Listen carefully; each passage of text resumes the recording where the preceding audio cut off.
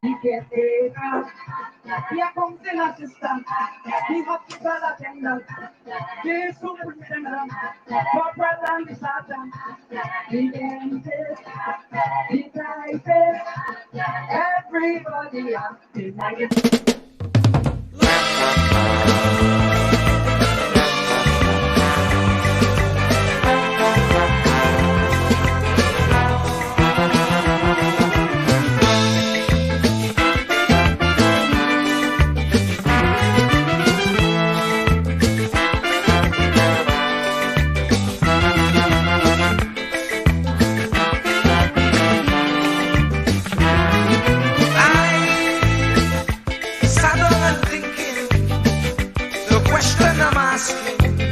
Is Pharaoh still existing? I see the poor resembling an Israelite, not being treated right, enslaved day and night. Oh, we just can't go on this way. We just can't go on this way. Please deliver us today. We just can't go on this way. We like the Israelites killing.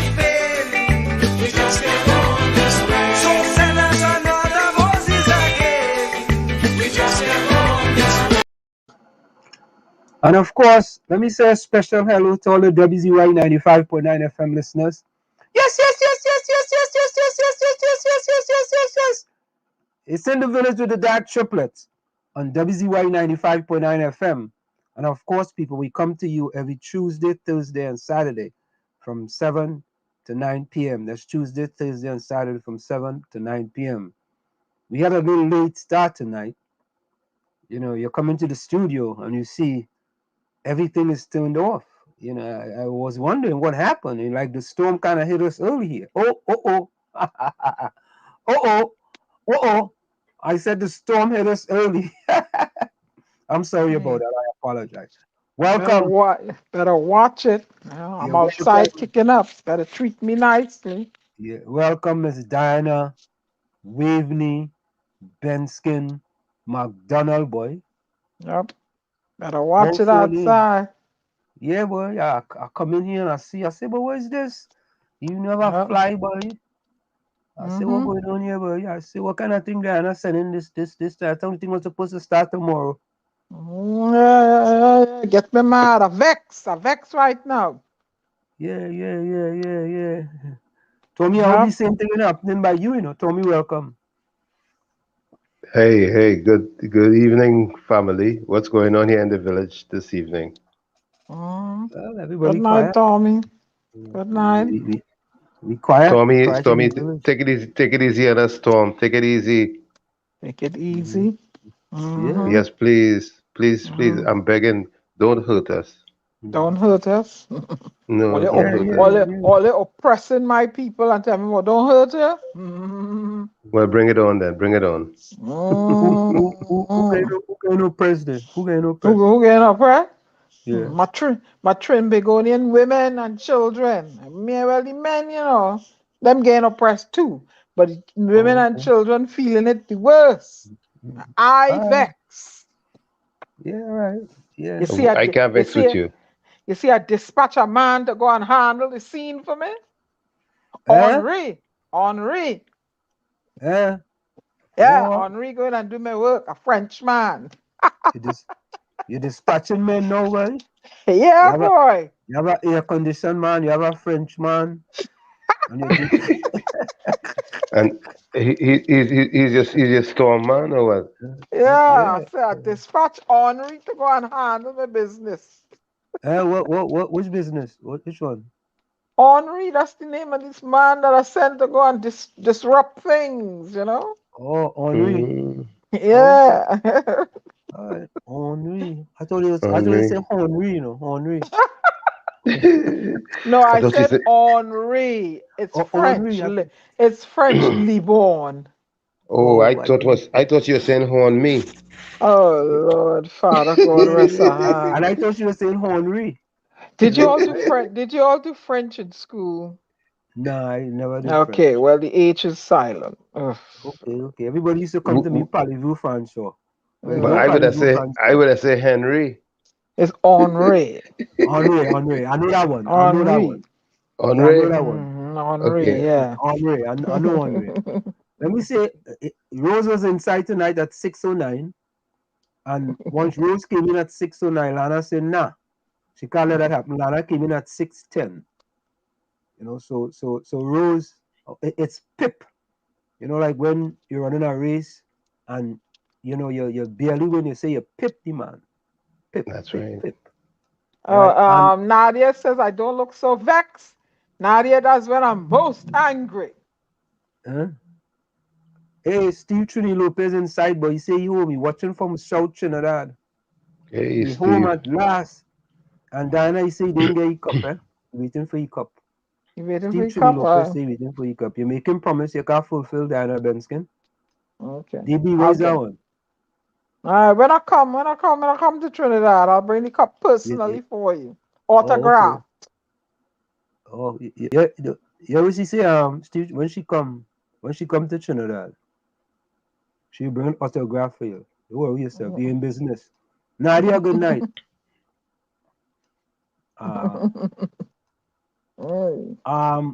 Richie, welcome. Rogata Garcia, welcome. Richie, welcome. Yeah. Hello, Lana is in the house. Yeah, Lana, I guess you welcome. Yeah, Lana was first. No, Rose was first. Yeah, Nadia say you're not looking so vexed. Tell her that's when I'm most angry. Yeah. Steve Trini Lopez say you go waiting for a long time for that cup. No, because the borders gonna get closed again. Yeah, boy. It's all kind of brilliant in Trinidad. Diana, please don't put that out there. Oh, okay, I take that back. Yeah. Good. We want the borders to stay open. I take that back. That's right. Oh, Lord. Mark Daniel, you inside Watax.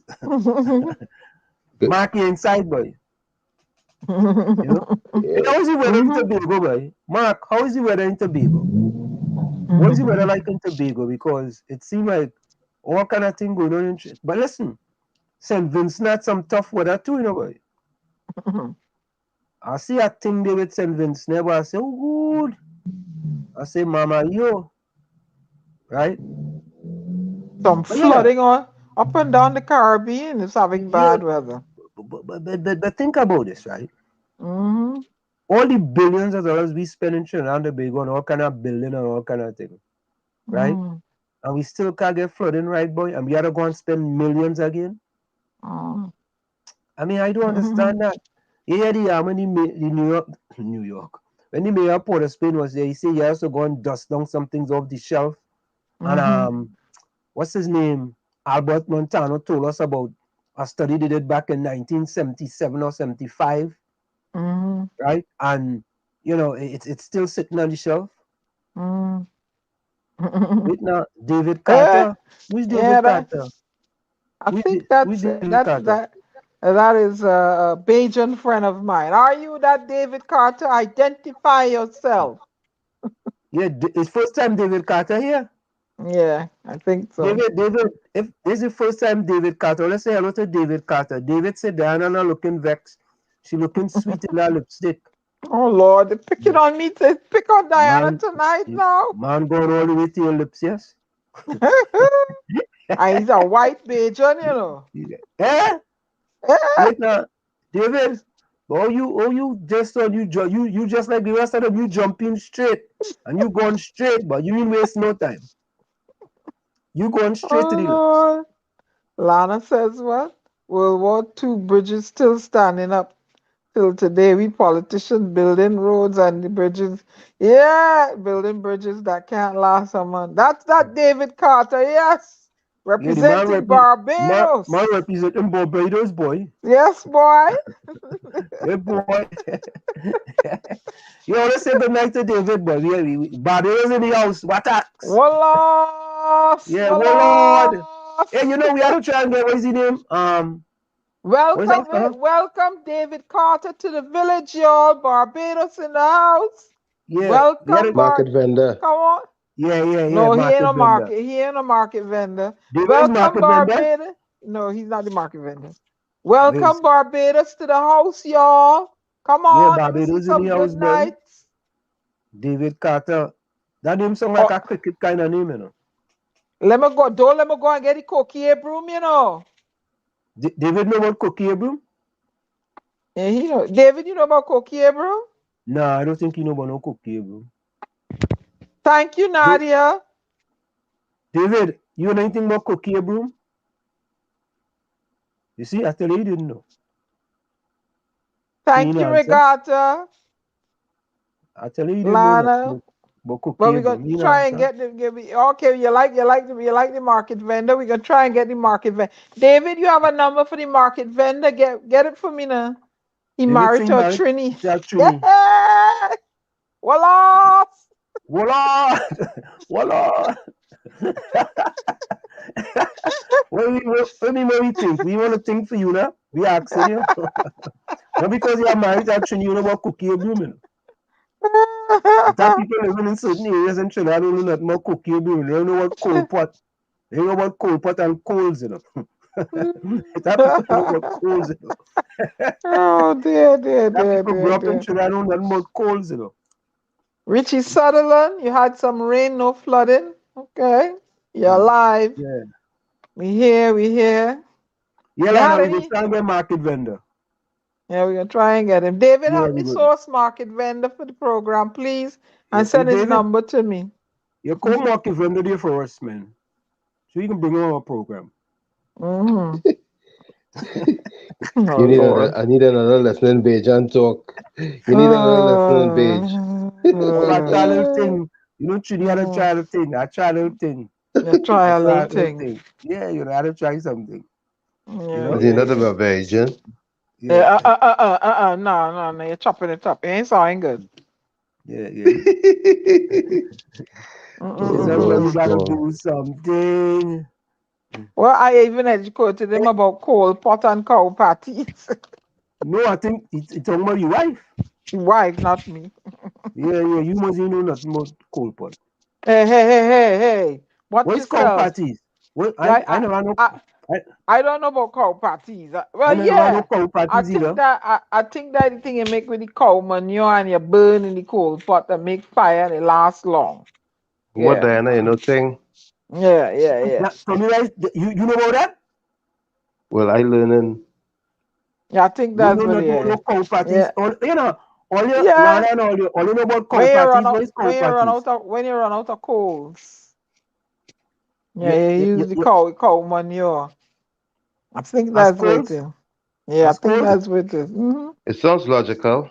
The way you're using that outside the house, the fire, you put the coal pot to fire the pot, yes. Inside or outside? You use the coal pot outside and slim, duh. Wrong with you, but we had a coal pot in the kitchen. Wrong with you. But if you use it inside, you have to have some sort of ventilation for that smoke to go out. Well, you have to have we never use that. We never use no coal patties in the house.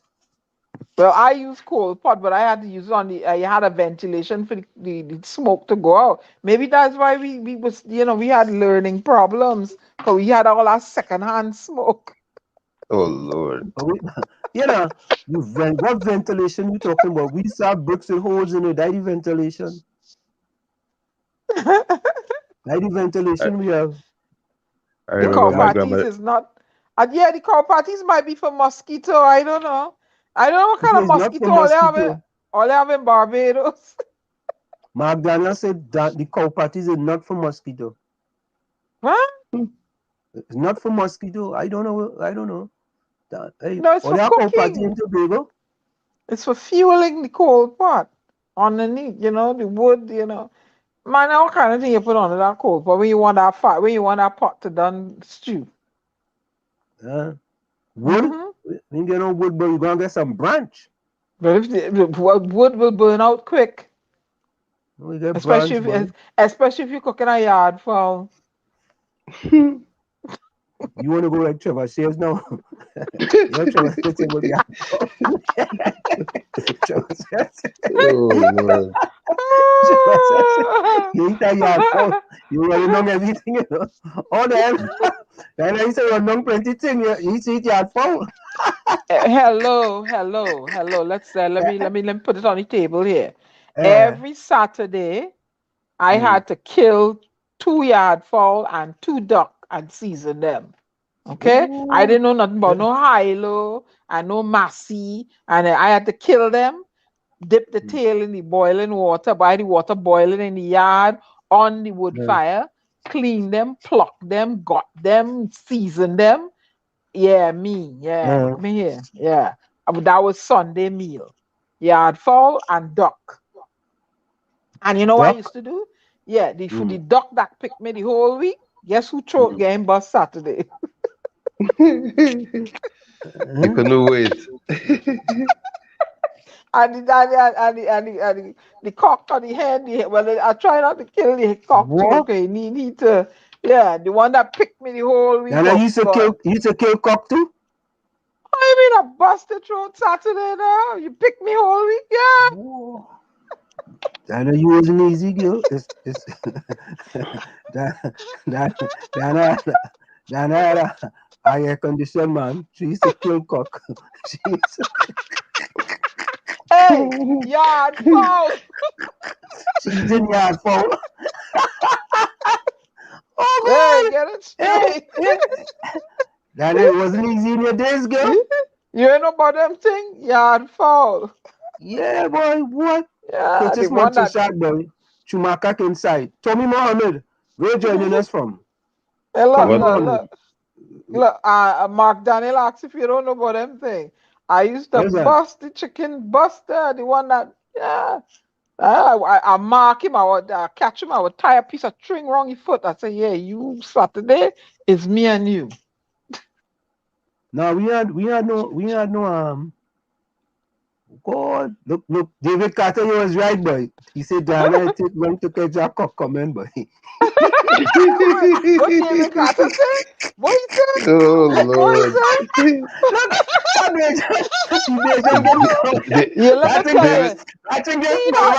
That thing just go over there and what that? I think so. I think so. I think she was slow on purpose. She knows. No, watch here. Wait, what he say? What he say? He said it take long to catch that cock coming. Yeah? Yeah. He ain't no use, you know. You better watch him, you know. He's a very... Oh, God. Diana eating yard fowl. Diana eating duck. Oh, God. Yeah. She have an air-conditioned man. Yep. I used to have to make jams from scratch, guava jam, mango jam, plum jam.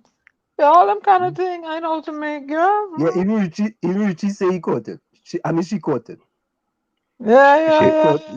Look, Rose says she have a Drake running down. People are picking them. Yeah, Drake, bussy throat. What's that? She had to call you Diana for that. Diana believe the Drake and go after the cock. Call 1-800 Diana. Oh, you see me? Let me go. I think I'm going to join another program. Rose said, man,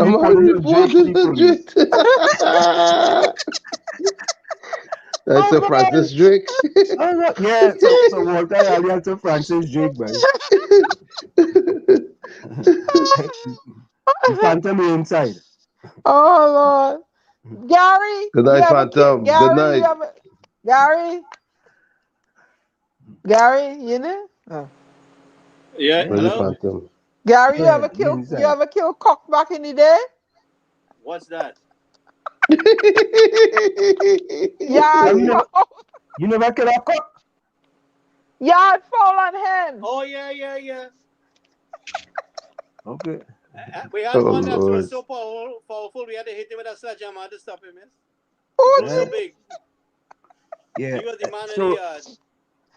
All right, Erica, good night. Let's bring in Xavier Edwards here in the village. Oh, Lord. Straight from Tobago. Xavier Edwards. Oh, Lord. Xavier, Welcome Hey, to In the thank you for Village with the transferring. Dark Triplets on WZYE 95.9 FM. How are you doing, my friend? I'm Well, doing well. hello there, Xavier. How are you? I'm doing well. I'm doing well. Don't I'm let in a these good mood. people, with their conversations thwart you. Like the hair, man. Like the hair. Yeah, thank you. Thank you. Do that. Well, Xavier, welcome. This is In the Village with the Dark Triplets on WZYE 95.9 FM. D is for Diana. Diana is considered to be the storm. A is for me. I am Ansem. They call me Wall Street or the Flash.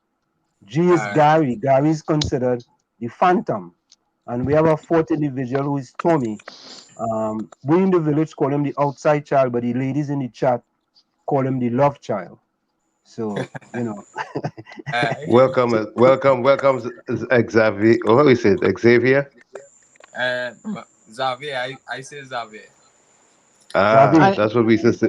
That's what we used to say a long time for that. Yeah. Xavier. Yeah. But and, yeah, go ahead, Anna. and he kind of slow too, Xavier. So bear with him. The So, Yeah. so, outside I have child. patience. so Edward, Anything. use a special kind of Edward, you know, because use a Edward with a Z. It's Yeah. like, I used to tell people I have skills with a Z.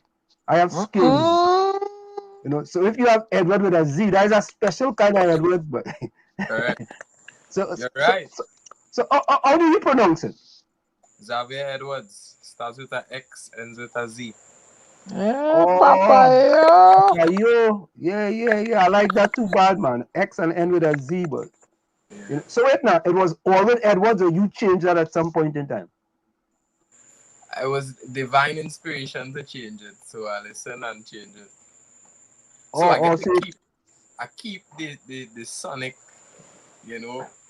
familial relevance, but I made it mine.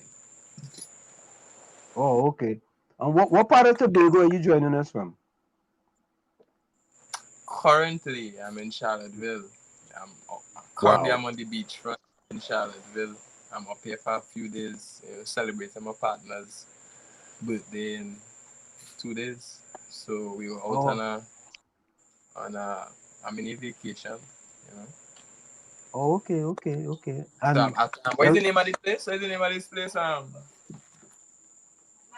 Manawa Bay Cottages. Manoa? Man Manawa Bay of war. Cottages. Man of war. Oh Yeah. yeah, I think I hear that, you know. I think I heard of that, you know. So Xavier, first of all, let me say thank you to Dr. Sawyer Fat, who kind of recommended you, and you know, she recommended you, and I felt that it was kind of important because we do want to highlight people from Tobago, you know, as much as we can. You know, because my father from Roxburgh, my father is from here we go. My father from Roxburgh, man. My father owned Mary. Mm. That's My why I father know. owned That's where I grew up. I grew up in eh? Roxbury. Yeah. So you know Mary Down Club then? Yeah. You know Sharky then? Well, I leave when I was young, so I might remember the aliases, but Okay, all right. So there's Sharky's my something. father. So anyway, I've heard the yeah, name though. So. right, yeah. Very popular Mr. in Roxburgh. So Xavier Edwards is a Tobago-born revolutionary artist, transforming the musical space with his profound topics and unique sound. Xavier is already a three-time national awardee for his contributions to music in his home country of Trinidad and Tobago. So talk a little bit about that three times national award. What did that entail? That award. So that was well, one then some great support and some good work and a great team in 2019, following the release of my first album, which was called the Live Free Project. I released that in 2017. Mm-hmm. I won the National Youth Award for Positive Message Through Music. Mm-hmm. And then I went on to win the Tobago Youth Award for Performing Arts in the same year, 2019. Mm-hmm. And then I won the Boom Awards 2020 for Best Hip Hop R&B Song from a single, which is called Real, featuring Ruel Lynch, great producer and songwriter from Trinidad. Mm-hmm. So those are the three awards that I would have won in a national space. give thanks to the team who made it possible, and for I appreciate being appreciated for the work that I share. Where do you do most of your production? Is it done in Trinidad or is it done in Tobago? Most of it is done in Tobago. Most of it, when I just started, I was working out of a small studio in Signal Hill with a good friend of mine and great musician Leandro. He plays pan, and we worked every night to bring that project to life. I did a few projects in Trinidad. Most notably the song that I released yesterday. It's called Crossroads. That is probably the only song that I released that started and had heavy influence in Trinidad and from Trinidad. When you say a revolutionary artist, what does the revolutionary part in that really mean? Well, basically the ideas that I'm inspired to share through music are ideas that question a lot of the mainstream ideas and philosophies that guide how most people live. And in putting out those ideas, the hope is to bring forth a positive, transformational, in a positive change, to have, that transformational effect in people's lives. And I went through, an evolution that led to me even having those questions. And I was blessed enough to have people around and get enough guidance from that which is called God to get some of the answers. So I feel inspired to share. But that's what I mean by revolutionary, positive transformational change through music, but through my voice and my message in other ways too, just speaking and being too, not just the songs I sing and write. Now, can you make a good living in your space singing a lot of positive vibration, so to speak? You can. I'd say yes. What I will say is that the entertainment industry on the whole has its challenges, and if you even speak to a lot of the artists who sing what mightn't be categorized as positive music, a lot of them have their own challenges too. But it takes time to learn it, and it takes having a good team who understand your vision, who contribute to the building of it, to really bring it to life in a practical, valuable, and financially beneficial way too. Which I have seen that when you build that then it's definitely profitable. Thankfully, the space we live in isn't defined by our geographical borders alone anymore. To any way, I don't need to leave, and I talk to you right now, and you could buy the music. So it's really the teamwork and putting in on taking the time to understand the industry operating. Now, I was gonna play one of your songs, right? And what happens is that we got to be very careful with the songs that we play, because YouTube gives us a copyright hit for songs that we play on YouTube, right? And what that could do, that could have a drastic effect on our YouTube page. So I sent you a message telling you, I'd pull up one of your songs, but when artists like yourself put up songs on YouTube, they put something in the background with respect to, copyright infringement. So I was kind of concerned that if I wanted to give you, that. So, but what I'm going to do, I'm going to actually, after this, I'm going to actually play it, on the radio station itself when we are not on YouTube. Yeah, because when we're on YouTube, I don't want YouTube to give us a copyright hit. Yeah. I get you. So that's what I'm saying. That's what I'm saying to you. I'm just trying to protect our YouTube channel. But on the radio, I could actually put it in a rotation for you, because we do have an account with BMI, and we pay them on a yearly basis to play all different types of music. You know, Yeah. so I will do that for you. I'll put it over on the radio. I'll be actually on the radio right now, right? But Goodness. you know, I'll put it in the rotation on the radio so people can hear your music. You can tell me which one you want, and I could put that in the rotation as well. There's someone in the chat by a guy called 𝗲𝗶𝘆 Nuts, man. 𝗲𝗶𝘆, welcome. He says I listen to your. He says he listened to your music. And Blessings.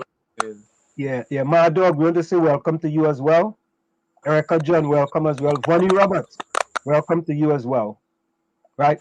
So yeah, so I just wanted to say that, you know, it's not like we're not trying to play the music, but you know, we want to highlight young men like you know, who are doing positive things in the community. You know, especially a place like Tobago. That's very important. So I have a far. question. Sure, go ahead, Anna. I have a question for him. Hi, I am a poet. I don't know if you've ever heard of me, but I win a lot of awards and stuff. So a poet, I'd like to do something with you. You think if I wrote something, you can put music to it? You know, we can collaborate. Is that feasible? Yeah, I mean, I'll have to hear the material and I'll run it by the team. And once practical, when I have the tools to give an answer, then that's definitely something we could explore. Okay, cool. You know, collaboration is definitely one of the most valuable things in the creative, outside of the business sense, just on my creative sense. So, you know, I support that once practical. Okay, cool. You'll be hearing from me. Yeah, so Dr. Soyofat is also in the chat, and she says, "Love this young man and his spirit." Yeah, thanks, Dr. D. Love all the time. Yeah. You know, so what kind of started you down this path of music? What was the inspiration that started you along this path of music? Well, there's so many dimensions to that story. I'll explore one tonight, right? So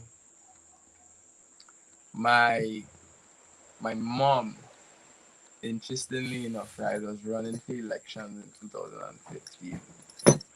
Who's your mom? What's your mom's name? My mom's name is 𝗲𝗶𝘆. 𝗲𝗶𝘆? Yeah. Let me ask you a question as you said that. Do you know if you have family living here in New Jersey? Because I know Powder's from Tobago, and I know his name is Lester Powder. He also name is Sean Powder. Somebody's mic is giving a lot of static answer. Yeah, somebody's mic giving a lot of static. Okay. I think, all right. No, it's still, somebody's mic still giving static. Yeah. Hold on.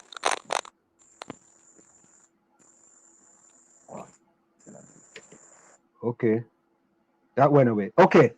All right. So maybe it's your mic because you have it muted now. You put it on mute. You mute your mic. Yeah, I was checking. Right. So there's a feedback coming from your end. There's a feedback. Do you have like a computer on or something on in the background? Nah, just it's rubbing on a chain on his locks or something. You hear me? Yeah. Clearly? No, not that clear. It's rubbing on something. Does he have one headset? No, I don't think he has one on headset. Yeah. Something, there's just a feedback in the background, something. Let me see something. Yeah, hold on, let me do something. Still hearing it too. Hold on. I'll hop out and hop back in. That's something. Yeah. How about do that? Hang up and come back in. Correct.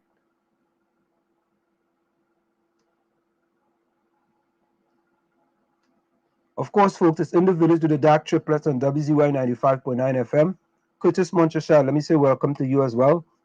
We have with us a gentleman from Tobago, Xavier Edwards. He's a Tobago-born revolutionary artist, and he says he's trying to transform the musical space with his profound topics and unit song. He's also a 3-time national awardee for his contribution to music in Trinidad and Tobago. So we want to highlight a young person like him. And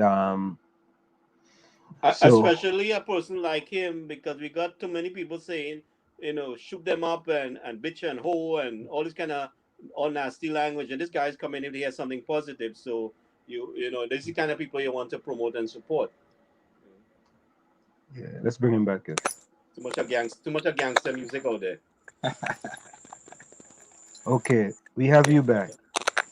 Um, I don't know what it is, but there is just anyway. You know what? Let's just go on, man. It's fine.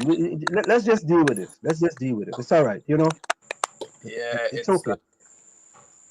I'm hearing it on my end too. I'm not at home, so I don't know if it's No, this. that it just went away. Well, okay, it just came back. So listen to this. So you talked about your mother, and I know you talked about Powder, and I was asking if you know family by the name of Lester Powder. His actual name is Sean Powder. He actually has a son who is playing for the Soca Warriors right now. He plays left back, and I know if it's Powder family, I'm sure they might be family too because he's also from Tobago as well. But anyway, continue. So continue. My mom is Powder by marriage, so I'm not too familiar. But I think Okay. I've heard the name. I'll ask her. But Okay. effectively, like me and my brethren, who is like I call him soul brother number one. My real friend from my earliest days of high school when you're now finding your bearings. We decided that we're gonna run the campaign, and one of the things that we did to do that was write a song. No, this is one of the dimensions, right? As I say, that different dimensions to the story. But we wrote a song, and because we had just came out of school, just came out of university at the time. It's 2015, and we were going through our own personal shifts in how we see the world and how we see Tobago and how we see people and how we see ourselves. We wanted to advocate for positive change through music. So the opportunity to express that came by writing the song for the campaign. That was one of the first songs I ever wrote. No, that didn't lead to me directly getting into music because there was some time in between that experience and actually deciding that I would take it as a serious part of my craft. But in other words, music for me has always been about impacting positive change. That's what it's been about now. That's why it was tied to something that could have impacted positive change. And that's why even now, all those years later, the purpose is still the same. Which is why I say a revolutionary artist doesn't just sing songs. They advocate and they're activists to really bring forth those changes. So that's kind of how I got into it. Okay. So now you gotta write a song for Dr. Sawyer Fatboy. Well, right now I'm in a writing space where I'm in a whole dimension of thought, and I had to come out that pocket to go there. But I could give some advice. I could give some advice. Right now I'm working on a body I work, and when I in that space, I want to that's what I put all my energy into. But maybe if the goals coincide, something from that body of work, could be inspirational for that project. Which So do you solid. I think the emergence of new faces and new voices in the political scene is very valuable, particularly faces and voices that are heart-centered and compassionate. I see that as valuable for the development of a space, for sure. So in writing a song, it comes from an inspiration. In order for you to write a song, you sit on one day and you say, "Oh, here we go. That's it. I'm gonna write that song." Sometimes it's like it's always inspiration. Let me start there. Always, but sometimes it comes in the most unorthodox ways.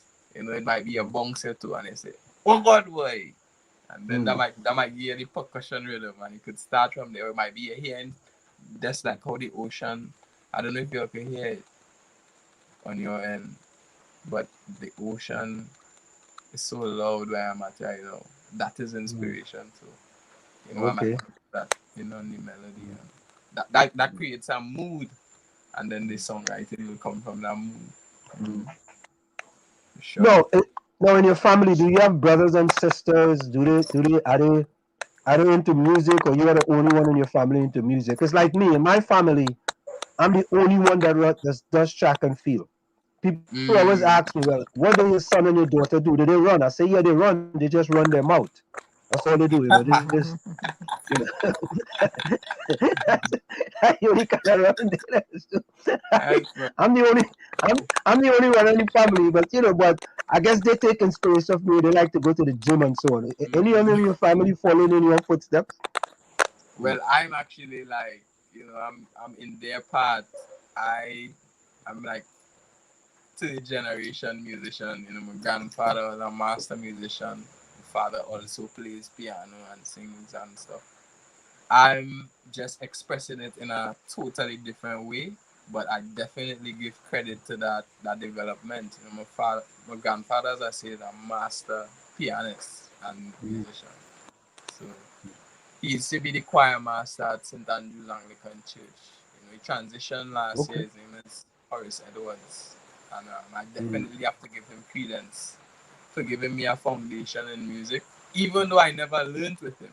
Like I never sat down for more than 6 months, I think, and really got into it back then. But I have the Mm. DNA, and I have the memories, and I have, Mm. just that experience of seeing it and living around it, that I'm walking in there on their shoulders, they're holding me up. So hopefully, Mm.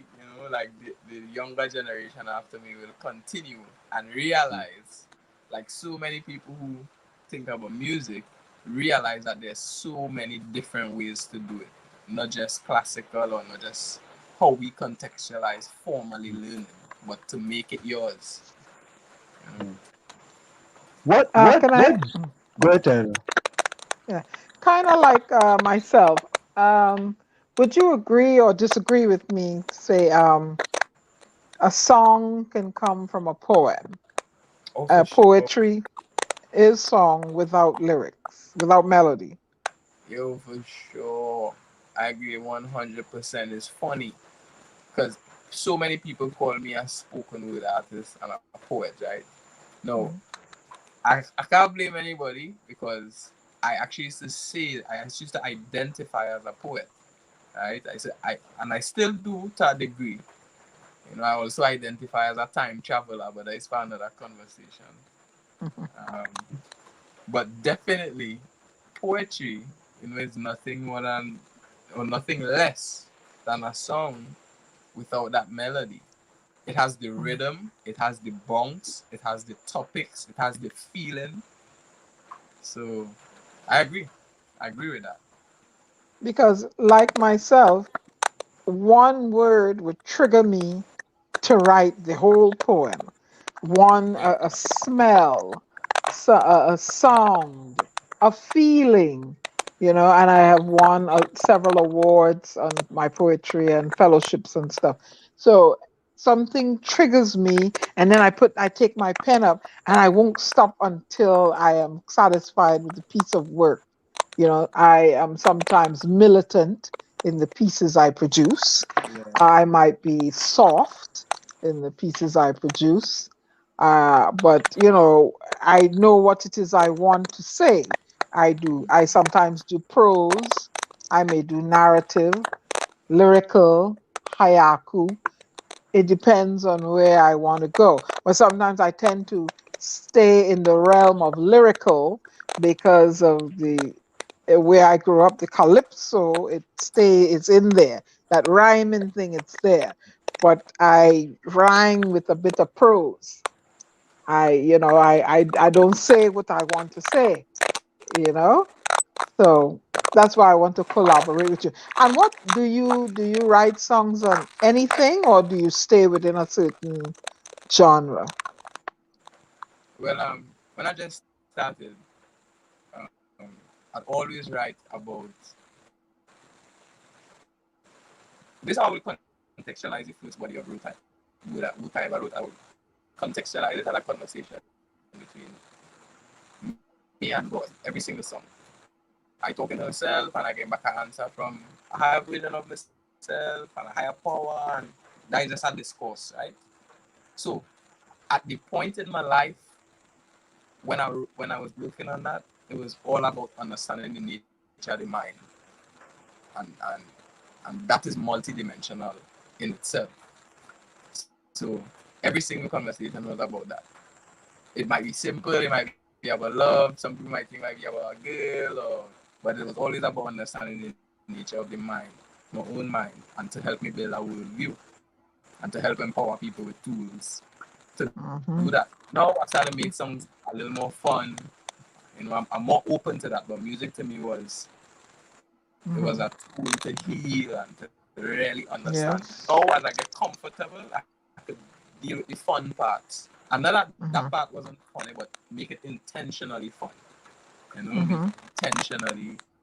But back then, it was really about getting clear on my own vision and my own understanding. And hopefully And I find help people in the process. I find I create better in the wee hours of the morning, like the pre-dawn hours of the morning. Is that the same thing for you too? Yeah, some of the best work ever produced was created like 3 a.m. in the morning in in my mom's gallery with only the wind and the song of my own thoughts as company. It's probably one of the beneficial things to the music that come out of the curfew. But as soon as 10 o'clock hit, the road's still. Yeah. You know. So I tend to sleep with a pen and a book next to me. So whenever I wake up and something whispers to me, I start to write it down, and then I finish it. Yeah. Okay. So any goals of going into, since you're from Tobago, any goals of going into soca, singing soca, anything like that? Well, actually, I've been a real interesting discussion about that just here. So what I will say is, yes, I will explore it because there's so many dimensions to what soca, or rather, I could say so much movement has taken place from when soca, the origins of soca, and where it has landed now. And soca was really, to me, the soul of calypso. And definitely say some of the music that I'm sharing and expressing this falls into calypso, and it's very soulful. So from that place, I'd say yes. So guys, definitely an avenue. So before you go, give me a quick extempo of one of your songs that you just give me an extempo of one of your songs you like to just say for us, sing for us tonight. For sure. And this is an ode to the homeland, yeah? Let me tell you where we come from, Trinidad and Tobago Islands. And we not even Jamaican, but the dancehall scene, yeah, we shut down. And everything ain't Irene, but in a minute could get real scary. Anywhere we go now, missing people on the news. And I want to share with you tonight. There's still beauty in all isles. So much beauty still in Trinidad and Tobago. Yeah, man. Full 100. Full 100. Full 100, pal. Full 100. Blessings. Yeah. Man, it's such a pleasure, to be able to highlight, young people like you, doing such positive things in the community. And we at WZYE 95.9 FM, continue and want to highlight young individuals like you. So as soon as Dr. Deneen Soyofat Anger sent me your information, I tell she, when can you come on? I'm going to get Ansler might send on some, let your information to you, my information, and we have to link because I have plenty things I want to send your way that you can turn into, put rhythm to it. Yeah, someone like you I want to work with. Then I will forward you his Yeah. number, you know, and then you guys can You'll link like up my because work. it's sometimes it's divine intervention. You know what I mean? It's divine intervention because this was done very quickly. You know? Yeah. This was done very quickly. You know, normally I ask a question, but I don't think I want to ask you that question because because it's a little different and you're not into, well, not that you're not into politics, but you don't seem like if you're a politician. You're more into music and trying to bring positive message to people, you know, and I think that's very important. You know, so again, Xavier, we thank you so much. Any closing words before you go? Yeah, once you remember, it starts with an X, ends with a Z. Xavier Edwards There starts you with go. X and ends with a Z, and you search that. You find me anywhere. You find the music. And be sure to check out my latest single called Crossroads, which really speaks to the crossroads that all of humanity has found themselves in right now. And thank you all very much for having me. You have a blessed night. Where can they find your music? Where can they find your music? It's streaming everywhere. Just search the name Xavier Edwards. Starts with an X and with a Z. Spotify, iTunes. And if you want to directly support the artist, you could go to Bandcamp, which is Xavier Edwards at bandcamp.com, and purchase the music directly from the artist. All right, Xavier with an X and Edwards SM with a Z. We thank you so very kindly for joining us. Yeah, take care. We'll be in touch. All right, take care. All the best. Yeah. Top of the hour. So there you have it. There you have it, ladies and gentlemen, and that's what we're about here in the village with the Dark Triplets and WZYE 95.9 FM. And Dr. Sawyer, you know, thank you too as well for bringing us, you know, such, you know, pleasant, fantabulous, splendiferous young man out of Tobago. And that's what we try to do here in the village. Is just about. So yes, his address is in the chat. Xavier Edwards, Xavier with an X, Edwards with a Z at bandcamp.com.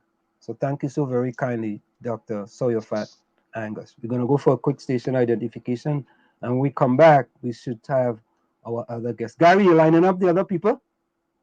Yeah, all right. So go take the break and I'll message them again. Well, we already decided anyway, so. Okay, all right. So let's go for the break. We'll be right back. You're listening to WZYE 95.9 FM. You are listening to WZYE 95.9 FM, the most influential name in Caribbean radio in the tri-state area. Broadcasting from East Orange, New Jersey, the most influential name in Caribbean radio, WZYE 95.9 FM.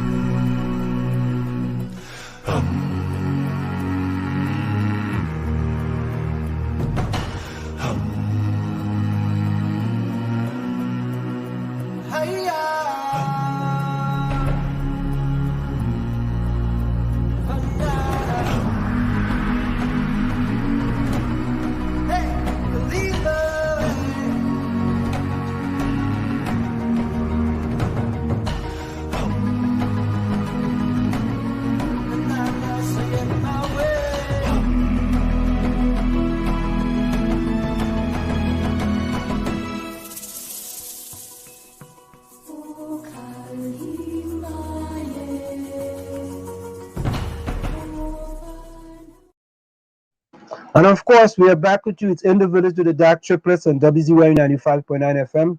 We come to you every Tuesday, Thursday, and Saturday from 7 to 9 p.m. That's Tuesday, Thursday, and Saturday from 7 to to 9 p.m. And of course, Mark Daniel says, it just feels so good seeing all these exquisite talent coming out of Tobago. Whoa, I could hug myself, laugh out loud. Yep, absolutely. Nadia says, thank you, sir. Wash hands, wash hands. Yeah. Yeah, Oh, you I can want check to the back link room. with him. Yeah. I want to link with him. I have some pieces I think he could, turn into songs. So yeah, my dog says, wait now. Miss Ameen, that lovely bright lady, will join us. This I gotta see. Wait, David Tancoo. Oh God. All right, I had to see this. And the fella, Little Jack Horner, Mm. he says WTH, wrong chat. That's Run DMC. But he's in here. You know, he just posted thing there at 7:43. Oh dear. Oh Yeah. dear. Richie said, I heard them at Apex Bar and Grill sometime before COVID-19. It was amazing. Could listen whole night. Yeah. Yep. 𝗧𝗃𝗲𝗁𝗁𝗲𝗃𝗃 here inside. Yeah, the young man is a very humble man. Very, very humble Yeah. man. And we need people like that, out of, guys who are doing positive stuff. We need to highlight them. We need to highlight these individuals more, on the media in Trinidad and Tobago and so on and so forth. And I was approached by individuals to work with them, turn some of my pieces into songs, but I didn't like their track record. So this was divine intervention. Yeah. Is it your internet or my internet? I'm getting you guys chopped up. What's going on? Probably your internet. Yeah. Yo. My dog say reaching back to. Hey, why do Trinidadians say reverse back? Because you all are Trinidadians. No, seriously. Bajans don't say reverse back? No, we don't say that. What do I say? But we just say, David, you I know still David here? still there now. David, you still here? What we just say, what Bajans What do say? say? Come in, David, chime in. Why we don't say reverse back? Because one is Trinese. Do you see Khadjiah in the background there? No, I didn't see her. Let me check with her again. I'm going down the road. Because one is Trinese. Okay. But we are unique people, Yeah, one are unique in truth. No, serious. I think we are very unique people. Yeah, one are unique in truth. Present and accounted for. Yeah, David. Why Trinidad say reverse back? What do they say in Barbados? We don't say reverse. Trinidad to the bone. All right, my dog. Yeah, we know use a pot hung to the bone. Why Trinidad?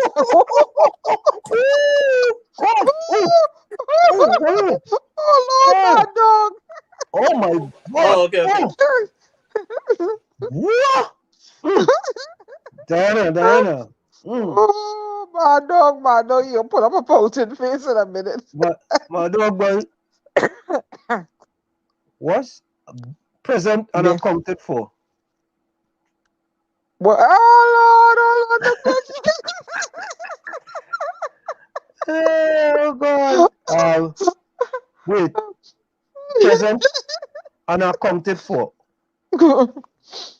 Present and accounted for? Yes, proper English. Proper, yeah? Yeah. My dog say you want to hear me all. Run DMC say, see why my dog? What is that one? What is that emoji? Hey, you mash me corn, my dog. You mash me corn. A vex. Yeah. Yeah, man. Ron need to stay in the corner. Bajans get what? Diana, what's that one? Bajans get what? Where's David Carter? David Carter, go back up. At 8:04. Bajans got something. President account. Bajans got bull cows. What is that? What is that bull cow? Oh God. Hey, Mark, be careful with your language in this chatting. Putting that name before that cow, you can get in trouble, you know. That's why he put it. Yeah, putting that kind of name before the cow, you know. Ron, my it's bro. It's like putting that before my dog. Putting that the name before the cow before my dog. Oh, look, we got Fitzroy Philip. Fitzroy from Grenada, boy. Fitzroy, you inside. You inside. I think What that? he must be Fitzroy Hines, you know. Huh? Oh, David Carter say just like we verse him back. Oh, yeah. I get it. I know. You know, like Trinidad, we just say correct is right. All right, Ulrich. Ulrich, you inside, boy. Ulrich say he grinding some seasoning. Oh, God, Somewhat? Ron. All right, mad dog. You're not a pot hong. You're a poodle. You're a top breed. Don't pay Ron no mind. Auntie Diana loves you. Yeah. So Ron says, I too, bro, will stick to ground report, Douglas politics, UNC channel on crime. All right, Ron, go and get your grip. You're going to the Yeah. moon. Hi, Ulrich. Ooh.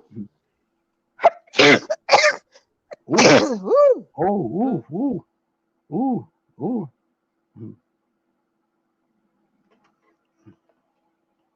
So welcome. Yeah, Ron. No problem, man. Stay safe as well. Yeah. So we're gonna get Khadjiah in now. Let's bring in Khadjiah. Oh, she's in? Okay. Yeah, yes. She's back. My sister, look at her. Hello. Welcome.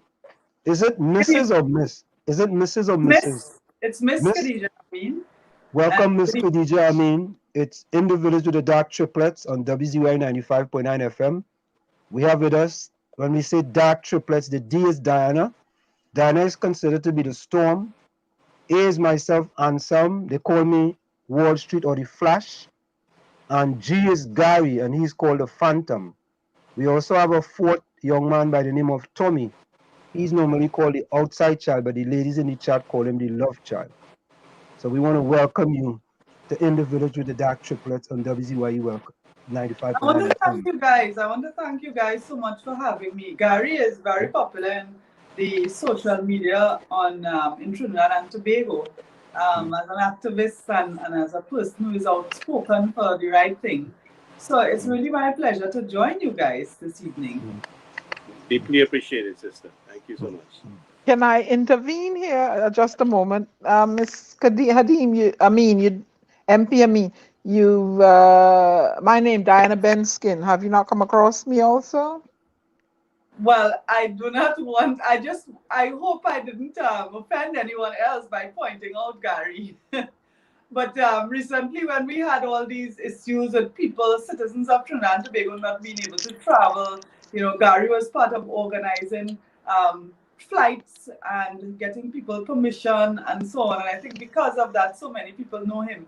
But certainly your program and your content is so Caribbean that I think a lot of people on social media, especially during the COVID lockdown, would have found it something really, really good. Because, you know, it gets gloomy when you are locked in and restricted so much. So I must commend all of you for this program that has so much Caribbean content that is, I mean, just all over the world.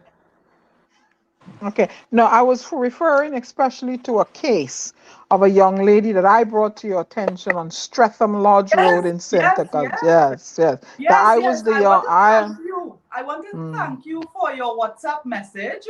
And as a matter of fact, I happen to know other members of her family who we were also assisting, but they didn't bring her situation to our attention. So when you sent it to us, the very same day, we went and we found her, and she lives close to a sister of hers, and we were able to deliver some food support. But now that we are in contact with the family, because the family really has to take care of her because she is disabled, she cannot move about because she was in an accident. And unfortunately, at the time she applied for social welfare assistance, she had a boyfriend, and because she had this live-in boyfriend, social welfare turned her application down, because they felt that he should take care of her financially. They are no longer together from what she tells me. So she's living by herself and dependent on her relatives. She really cannot do anything for herself. So I intend to take the situation back to social welfare, and I hope that they will give her a fair shot this time, because she really does deserve some assistance. She's a very active young person, even though she physically cannot move a lot. She is, I mean, when you talk to her, she's very animated. She's, you know, she have a full conversation, and there are so many ways that people who might be disabled can still contribute to society and their community, but we limit them because we put them in a corner and call them disabled or handicapped. And she is one of those persons who I think, with her bright, bubbly personality, she will, you know, certainly blossom if she gets the right support. And she actually reached out to me again today, because her situation is as such. She needs, without, you know, divulging much, she needs hygiene help with keeping her hygiene up. She says she does not really need cooked food, but she needs the financial assistance. She needs hygiene help. She needs Pampers. And, you know, if you can get someone to speak with her on her mental state, you know, to help her. So I did give her my contact number, as well as the counselor for the area, Councillor 𝗪𝗵𝘁𝗀𝗆. When we visited, we had a little chat. We left both our numbers, and she could also WhatsApp me as well. So tell her, sometimes people feel intimidated to approach the MP for, you know, for help and for assistance. They may feel that they are being a bother. But please communicate to her that she will not be a bother. Feel free to WhatsApp me or call me at any time. She's actually in the chat listening to you, so I guess she will. Excellent, yeah. Well, thank you very much, ma'am, for, you know, reaching out and seeing that it was a dire situation. Thank you very much. You're welcome. My sister Khadjiah is on the ground. She has been on the ground, very active person on the ground. That's why it's so difficult to get a hold of her. But, you know, to get on the program. But she has been very active, even before an MP, before a councillor. She's been very active on the ground, helping our people. And, you know, and I'm very proud of her. I've been watching her over the years. And I'm so honored to have her here today. So, sis, tell us what's going on the ground with all the issues that you're dealing with, the flooding aspect of things, and then we want to get into you know, the SOE and how it's affecting our people. I mean, I think this is very oppressive, you know, and it's something that we are very concerned about, you know. So can you give us a little breakdown on what you went through within the last 2 days with the flood? Well, in the last couple of weeks, or just in the last week, we in St. Augustine have been affected by two major issues. One has to do with the flooding. We have had widespread flooding in St. Augustine constituency. Now, St. Augustine constituency sits on the border of the Caroni River. The Caroni River is our southern boundary. So a lot of the water courses that come from the northern range pass along or through the eastern main road, the priority bus route over the highway, and comes south towards the Caroni River.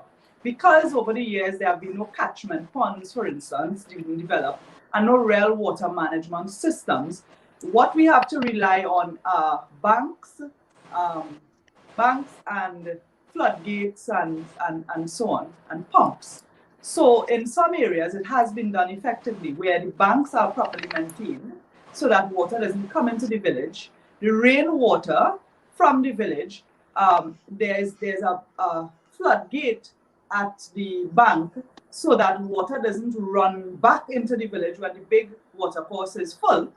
And there is a retention pond so that if rainwater from the village could go into that retention pond, and there's a pump to take the water over the bank. So for instance, in Bamboo number 3, Bamboo number 2, in Oropoon Gardens, these mechanisms exist. The problem we have is with lack of maintenance. So there have been occasions when the pump was not turned on in time, or the guy was late, because these guys don't live within the community. So sometimes the guy to close the floodgate is not there, or where sometimes they have put an automatic mechanism, so the floodgates would close once the water reaches a certain level, which I think is the preferred method. The problem comes when the pump is not turned on, but we have areas where the bank itself has not been maintained for quite some time since this government came in. And what is required is that during the dry season, the ministry should come and do maintenance work on these banks, build up the banks where they are eroded in certain areas, strengthen the banks and give it enough time. If that work is done in the rainy season, the earth will be loose and it will wash away when you have a big rain. What we have had is some dredging and clearing, the silting of these water courses at the beginning of the rainy season, which we are happy for. But what I am seeing is that the banks of these water courses are compromised in several areas, including the Caroni River bank. So you have the Caroni River, the 𝗹𝗶𝘀𝘆 River, the St. Joseph River, you have the 𝗹𝗶𝘀𝗲𝗄𝗃 water course. And in many cases, because the banks are compromised, you have leaks on the banks. And when I tell you a leak, this is water gushing in from the Caroni River into villages. In Bamboo number 2, there's a leak right next to the floodgate, and the water is gushing in. The residents are trying to use sandbags and so on. But this is the job of the Ministry of Works. And I feel that their neglect and they seem to be very disconnected, because it's not the first time it's happening. And you must know what is required to be done. And it is incompetence, it is neglect, it is a lack of care that has caused many areas to be flooded out. Since the construction of the 𝗂𝗲𝐻𝐵 interchange, I have seen flooding increase dramatically in the 𝗂𝗲𝐻𝐵 area. So in Abdul Lane, Noel Street, Watt Street, as far up as McEnroy and Bush Street, you have some of these roads looking like a river, because the Blackman Ravine, the water is just not flowing. And we have been asking the Ministry of Works, and I want to appeal to the minister again, that we need some engineering solutions. The residents could only do so much in terms of securing their homes. The councillors have been out distributing sandbags and so on, but there's only so much that we could do on the ground. So we do need an engineering solution to the flooding in 𝗂𝗲𝐻𝐵, and we do need continued maintenance of the floodgates and so on in the Bamboo area in particular, as well as in 𝗹𝗶𝘀𝗄𝐻𝐵 Gardens. A question from the chat.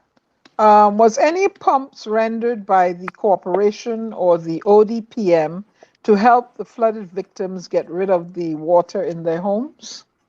When we have persons with water in their house, the disaster management unit is the one who usually takes these smaller pumps to people to help pump out their homes. We have had so many people affected by flooding that I personally have not been able to reach to all of them. And I am appalled that the regional corporation's disaster management unit does not seem to have the resources. Really, what should happen is that myself and the councillors as representatives out on the field should indicate to them which streets are affected, and they in turn would come with their equipment and assist persons. That is not happening. We have a shelter, well, a designated space that is supposed to be a shelter, equipped with cots and blankets from the regional corporation, and we are waiting for ODPM to certify it as a shelter.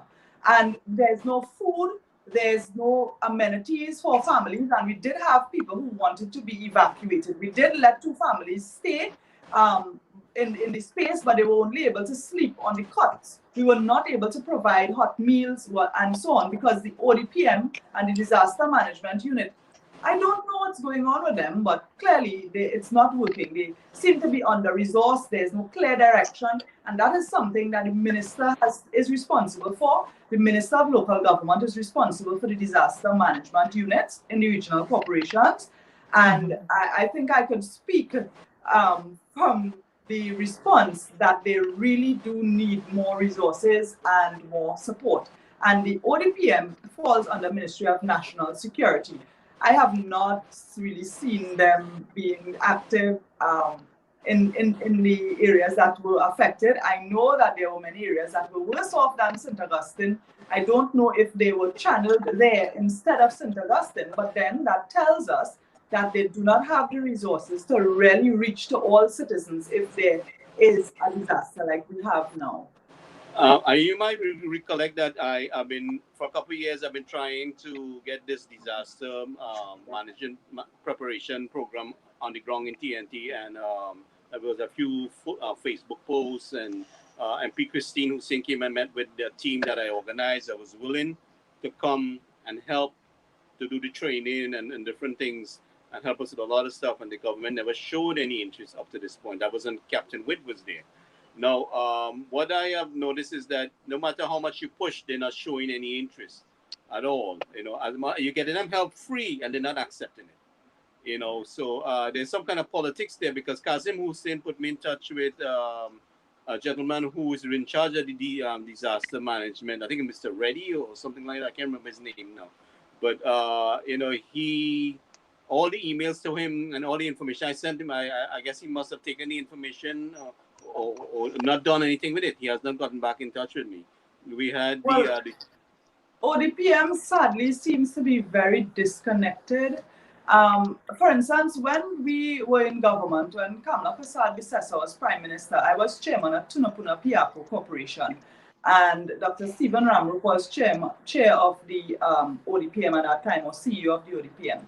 And there was an initiative called Community Emergency Response Team that really allowed the ODPM to go into the communities and train teams of people to be the first responders. So those people would be shelter managers, for example. They would have kits where they would have shovels and other equipment, so that if there's a landslip, if there's a clogged drain, you have people within the community who could respond immediately. And of course, the continuous training. That has fallen down. We have, myself, a group of us with an NGO in St. Augustine, have attended a training, a 6-month training done by the Ministry of Local Government, and about 25 of us have been certified as responders within the community. However, I mean, the thing is, it needs continuous organization. So we attended the training, and that was it. We are in a WhatsApp group and we get updates, weather updates, but if there is a need to open a shelter, there's no one to call. If there's need for equipment to clear water courses or to remove landslips, to clear roads, if you need to evacuate a person within the community, there is no system in place to do that. So I, as a member of parliament, together with our councillors, we do have teams in the community, various communities that are willing, and we have to get them organized and but that has to be based on a policy of the government. As you rightly say, we could be very willing, and if the government is not willing to engage the community and engage the people who are putting forward suggestions, we will go nowhere. And I think that is the level of inertia we have experienced from the ODPM that is really worsening the situation. But there are many people in communities who take initiative. I mean, and if you have them properly trained and organized, we could do so much more. So ODPM, I'm agreeing with you that ODPM has not been responsive. There seemed that there was a lot of politics in play, and even though Captain Witt was interested, he couldn't go further with the idea, even though he accepted what I was trying to do. You know, I got him the resources here. Now, I made some suggestion to Rohanson, and then also when Brett took place, of, you know, about dredging the river and raising the banks, and I mean, he agreed on what I was saying, but I mean, yet again, you don't see it being done to the extent I also mentioned. You see, what I would like to suggest is before we should try to prevent the water before it reaches the community. So there should be a certain kind of I'll say a pump that has certain capacity, and we should redirect the water into a WZYE treatment plant for storage for the dry season. So all this water that's coming down is going to go straight out in the ocean. We're going to lose it, and then the rest of the year we don't have no water, and people, you know, crying for water all through the year. So I think we can contain this water if we develop the infrastructure to devote that water into a storage area, you know, and raising the banks, creating extra floodgates, deeper retention ponds, because I mean, nothing can really stop this water when it starts to flow, I mean, to that extent, as you will see, you know, I mean, this is very powerful. So you need a better structure in place at the banks where the river is before it reaches the community, you know. Yes, I do agree with you, and I want to say that it is not impossible.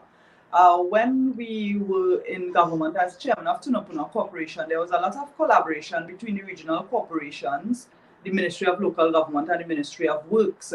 And as a matter of fact, there was also a ministry responsible for water management and the environment that drainage fell under.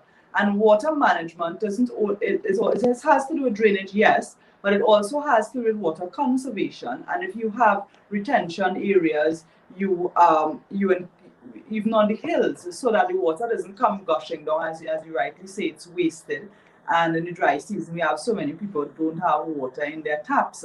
So I think that's that type of approach. We have to be environmentally sound so that you'll have sustainable solutions to the flooding.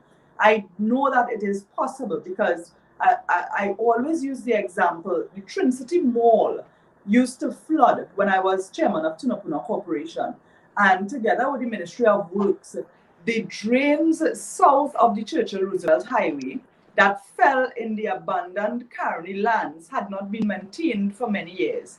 And it took the Ministry of Works clearing out those drains right down to the Caroni River so that all the rainfall would flow down smoothly. So we did not need to cut the highway and widen the bridge on the highway and interrupt the developed areas. What we need to do is to have, earthen drains. You don't have to put concrete drains, but you have so much vast land that is available that you could use even now for retention as retention areas. And you don't have to concrete.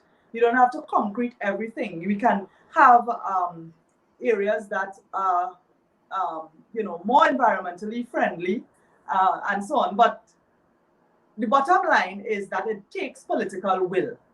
It takes the directive of a minister to decide what ODPM is going to do, what water management is going to look like, how the environmental conservation in Trinidad will mesh with reducing flooding and improving people's quality of life. So I cannot expect a clerk in the ODPM or a clerk in the regional corporation to do that. It is for the minister to have a clear policy when it comes to disaster response. We are still experiencing COVID, and the shelters would not operate as they would have before, especially where people are sharing close spaces. What is the policy of the ministry? What is the directive of the minister? So the failure is at the very top. And we, on the ground, we are grappling.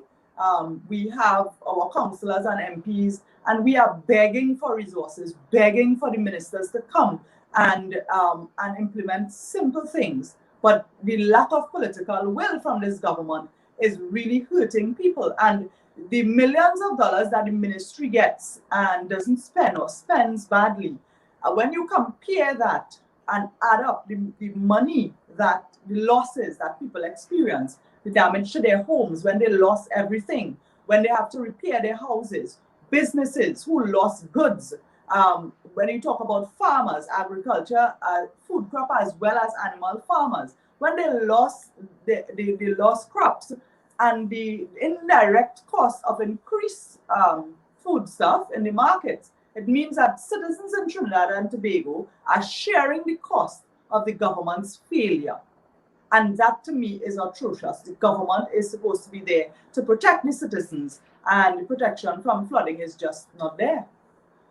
So when I ask the question, why won't the government provide funding to UNC councillors via corporations to assist the burgesses? No, the funding does not come to the councillors, in fact, or the UNC MPs. If the government has a minister responsible for drainage, then his ministry is the one who is going to, for instance, issue contracts to build the river banks, to issue contracts to clear the water courses. And that is what is not taking place. So they may clear the water course at the beginning of the rainy season, but as I say, the failure to build up the banks is causing the rivers to overflow at certain points. So it is the responsibility of the Ministry of Works, and the government is responsible for every part of Trinidad and Tobago. They are the government of Trinidad and Tobago. And that discrimination between UNC and PNM constituencies is also detrimental, because if you neglect to clean the water courses or build up the riverbanks in St. Augustine constituency, Tunapuna and St. Joseph constituency, north of the main road, is also affected. So you are doing a disservice, because the rain does not fall based on political affiliation and constituency boundaries. And the government, we are seeing that, where roads are being paved in PNM constituencies and not in the UNC constituencies. But certainly when it comes to flooding and drainage, that kind of neglect, it is hurting everybody across the board. So if the government is using a political instrument to decide which area they should service, they are in fact doing a disservice to the people who voted for them, as well as the rest of Trinidad and Tobago, who they are tasked to govern. There's a next question. Okay, I just missed that one. Okay. I'd like to interject. Oh, go ahead. Do you think the government is taking flooding in Trinidad and Tobago serious? No, no. The government is not taking flooding seriously, and I think part of the problem is that they are so disconnected from reality. They don't come out and visit when people are flooded. I remember some time ago in the Aruca area, the Lupino area, they were tremendously affected. Walls fell down and houses were damaged and so on. And the Minister of Public Utilities is the MP for that area. And teams from social welfare and other ministries went out there. And I don't know if it's because it's a PNM constituency, but when I spoke to people after, a lot of them didn't have the follow-up. They didn't have the ministry coming back to put in the walls, the drain walls and so on that they promised at the time. So I am seeing a total lack of will from the political arm. And sometimes they make fun of us when we speak about the flooding in our area. They feel that we are exaggerating. They feel that, and they have said it before, that these people build on the riverbank, that these people are squatters, that these people build in a lagoon, and therefore it's okay if they get flooded.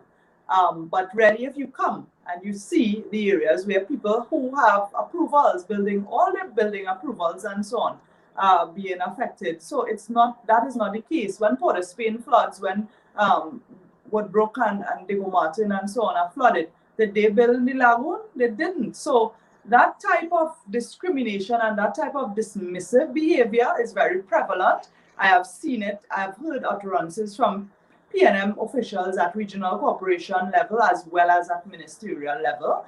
And I want to take this opportunity to appeal to them to come out, come on the ground, and even us, it doesn't have to be with us as MPs if you feel that we are UNC and we might be biased, but come into the communities and see for yourself how real it is, how devastating it is for families who have put everything into their one little home to lose everything in one swoop. It is really tremendous. It is really, they really have to come out. The disconnect is Another very question real. I is, mean, where is the Madam MP, I want to say something here. You know, because they know me to be the storm. And when I hear something utter, I just jump on it, right? So forgive me. When you say that, Father, what's a hand? I mean, we are all Trinbagonians. I's a Bajan too, yeah? Good. But we are all Trinbagonians. When the rain fall, it don't fall on one man. It don't fall on UNC house stop, and it don't fall on PNM house stop. Yes. It falling on Trinbagonian house stop. And when the aid and whatever is being dispersed, it should be going to everyone. And Prime Minister Rowley need to be going visiting all his constituents. Everybody in Trinidad and Tobago, not whether they're UNC or not whether they're PNM. Don't get the storm vexed and raging now. You hear what I'm saying? When I hear nonsense, I just call it out. They know me for that. I am not affiliated with any political party in Trinidad and Tobago, and I say it proudly. But I don't like nonsense. When the flood come in, everybody getting affected. The nonsense needs to stop. This political divide hatchet that I see going on in my birthplace need to stop. It needs to stop because me, a Afro Trinbagonian, I always say it proudly. My Afro father didn't take care of me when I was going to school. It was an Indo-Trinbagonian woman make sure I had my uniform to go to St. Augustine Girls High School. So all you need to stop with this racial divide nonsense. I went to school with Indian girls that shared their lunch with me, and Afro girls shared their lunch with me too, and shared their books with me. So I don't know where this racial divide nonsense come from. It needs to stop. Now the storm done raised, or you could go ahead. Keep in touch. I just want to clip what you just said and share it, because that is the sentiment of a lot of people in Trinidad and Tobago and Trinidadians outside of Trinidad who are seeing the political discrimination happening, especially when we have a disastrous situation like the flooding, and it is so constant. I mean, we have flooding every time it rains. We are only at the beginning of the dry season. We are in August and we have the rest of the year to go. So you could just imagine the angst that people who are constantly being flooded out feel, and the sense of hopelessness that this government creates. Because when you live in an area that falls within a UNC constituency, a constituency where there's a UNC MP, it doesn't matter if you are PNM or not. It doesn't matter. Once you fall within a constituency that has a UNC MP, you are neglected, you are forgotten, you are tossed aside. So even if you have no political affiliation, even if your political affiliation is to the ruling party, you will experience that discrimination once you live in a UNC area. And that is the reality of what is happening in this country. But I want to repeat that this government is elected and elected to govern for the entire country. Thank you. They cannot and should not discriminate based on who lives in a UNC constituency or a PNM-led constituency. Citizens of Trinidad and Tobago, people resident in this country, deserve and have a right. We have a right and we are entitled to proper governance and proper representation and equal distribution of the taxpayers' dollars and resources. Thank you. Government. Thank you. Because when I visit Trinidad and Tobago and I spend my US dollars, I want everybody to benefit from it. And I happen to, I'm in your constituent. I was raised on Watt Street, right down the street from UE. So that's your constituent here. But what goes on, I don't see, you know, I don't like what I'm seeing. I don't like what I'm seeing. You know, you're discriminating against my Afro, you're discriminating against my... where does that leave me as a returning national and seeing all this discrimination going on? I'm not inclined to vote for nobody because I don't like what is going on. I don't like it, and I'm going to speak out against it. I don't like it. I don't like it. Just today, I was on Watt Street because Watt Street has experienced some flooding like never before in the last set of rains. I was there with the councillor, and we are even trying to get volunteers who will come and help us clear some of the water courses that we've been asking the government agencies to do work in and to no avail. But the rain keeps falling. So when we have a flood and we recognize where there's an issue, and we make these requests and nothing happens, we have no choice but to go to community persons within the community and get volunteers to assist us. So the work is not perfect, and that is not what should be happening. So, you know, Watt Street and Watt Trace, just by the South, UE South Gate, all those areas, they are underwater. I'm right at the corner of Watts and 𝗵𝘃𝐶, Watts and 𝗵𝗆𝘆. That's my stomping ground. Right, so you're right. So that gate by gate boys there, that was overflowing and the road was like a river. Oh dear. Oh, yeah. Oh well.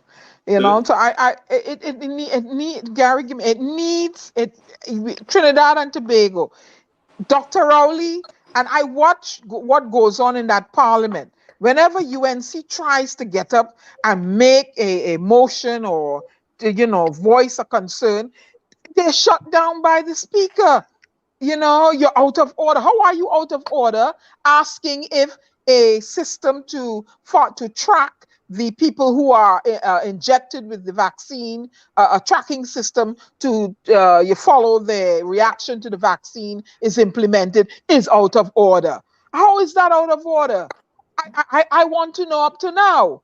Everything the UNC tries to, you know, is out of order. How are you going to get a working government if people, they're trying to, you're acting as though you're a dictator. And I'm going to say that is precisely what is happening, because to have good governance in any democracy, an opposition is important. So the voice of the opposition is part of keeping the government in check and having accountability, which is very critical to democracy. In fact, having any opposing voice, it doesn't have to be a political party. It could be a citizens group. It could be groups of people in the country who feel the need to express their view and to make input into policy or into what becomes law in Trinidad and Tobago should be taken into consideration. So when you have new laws coming to Parliament, you should have consultation. That is part of democracy. Democracy is not only voting. So when the PNM shuts down the UNC from speaking in Parliament, when they stop citizens from protesting and gathering, but yes, we know we have COVID now, but even before the COVID pandemic situation, there was always this attack on anybody who speaks out in this country. So they will label you as UNC. That's the first thing the PNM would do, label you as UNC. But what they do is label you as unpatriotic.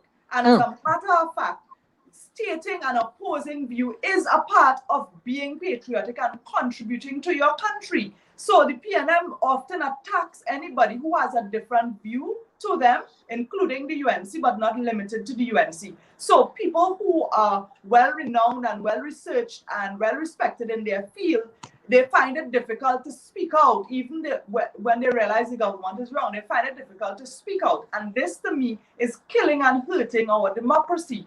And when we look at the priority of the government compared to the needs of the citizen, many want to speak out. So I'll give you an example. For instance, do you have so much flooding that the Minister of Works is responsible for, Minister Rohan Sinanan?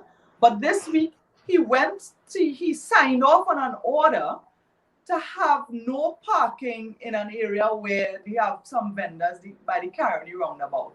In other words, they are sending the police to remove vendors who are trying to earn an honest dollar.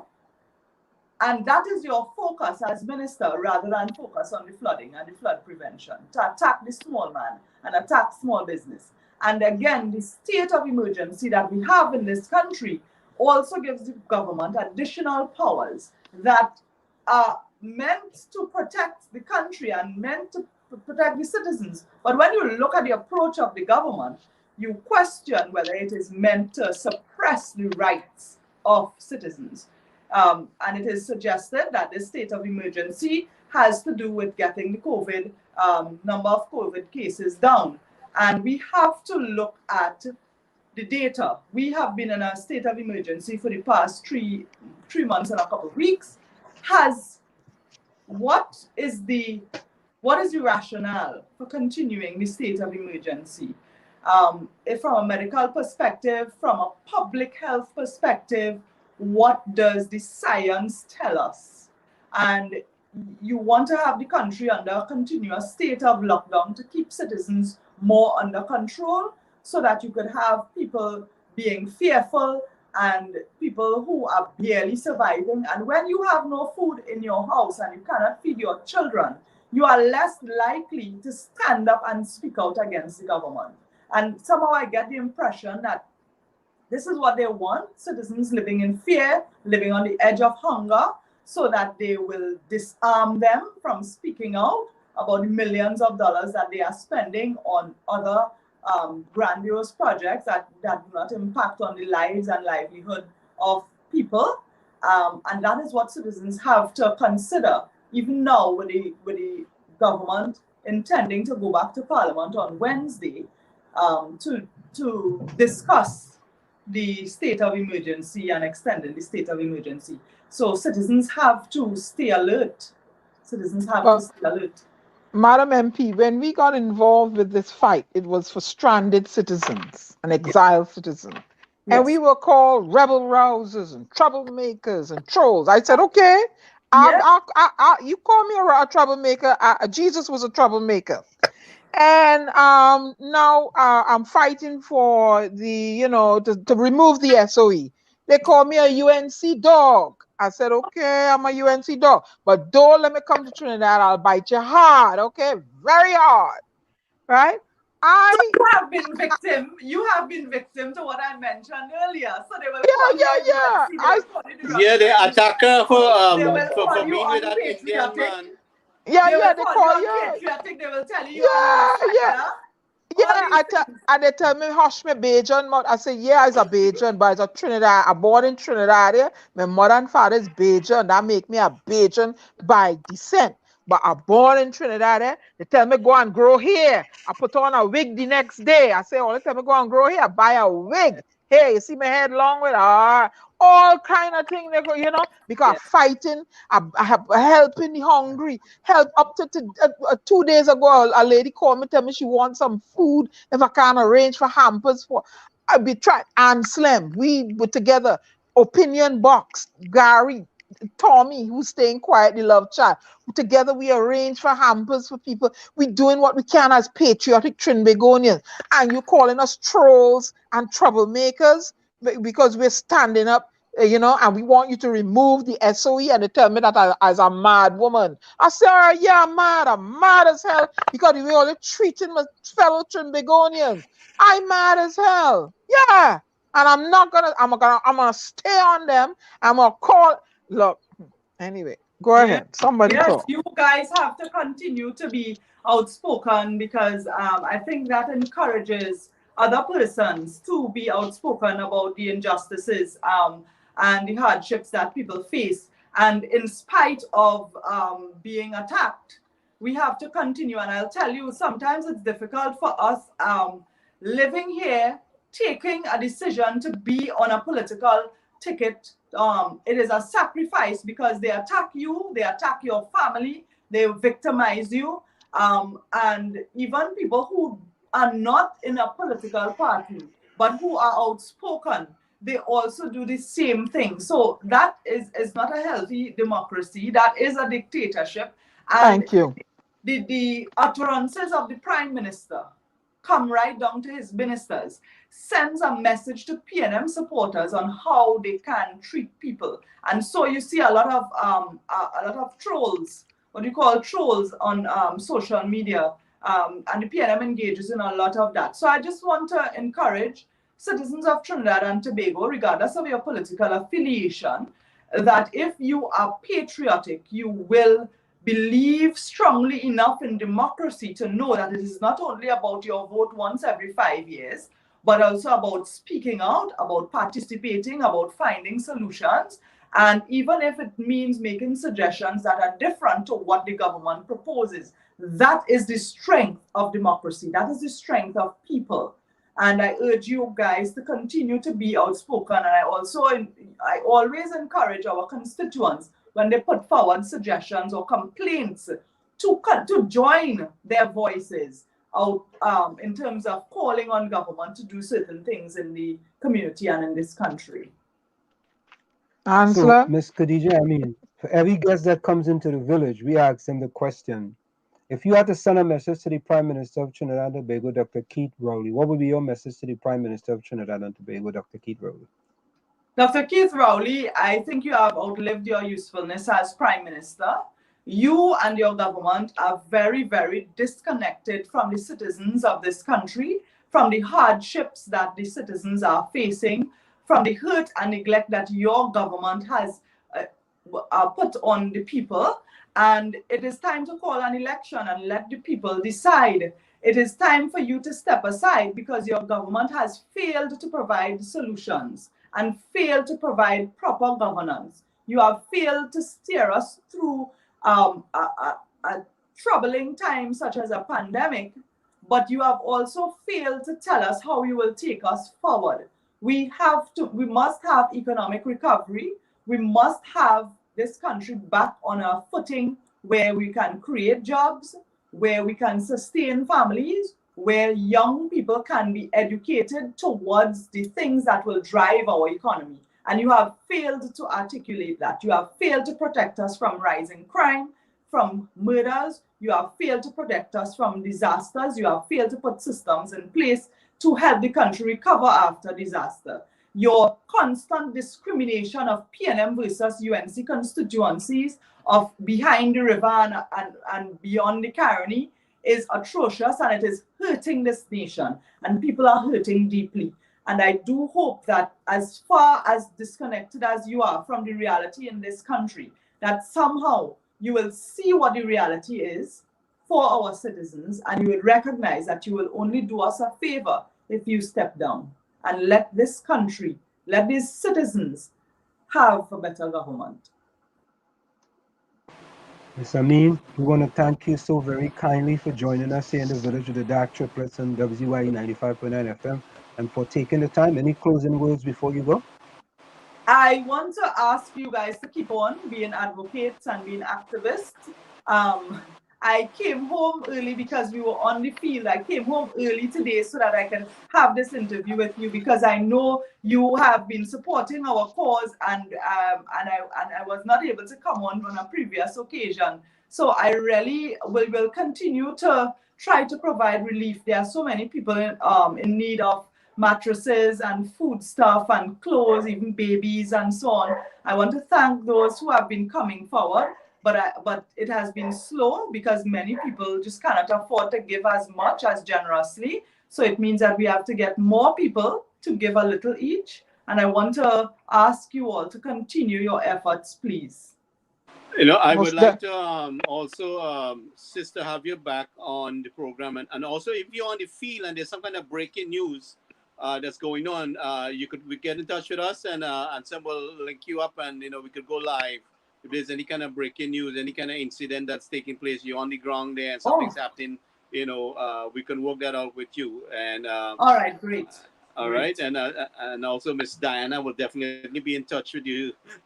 Also, thank you so much for taking the time, and we'll be in touch. Diana has my number, and I am not one of those people who will keep my personal mobile number private.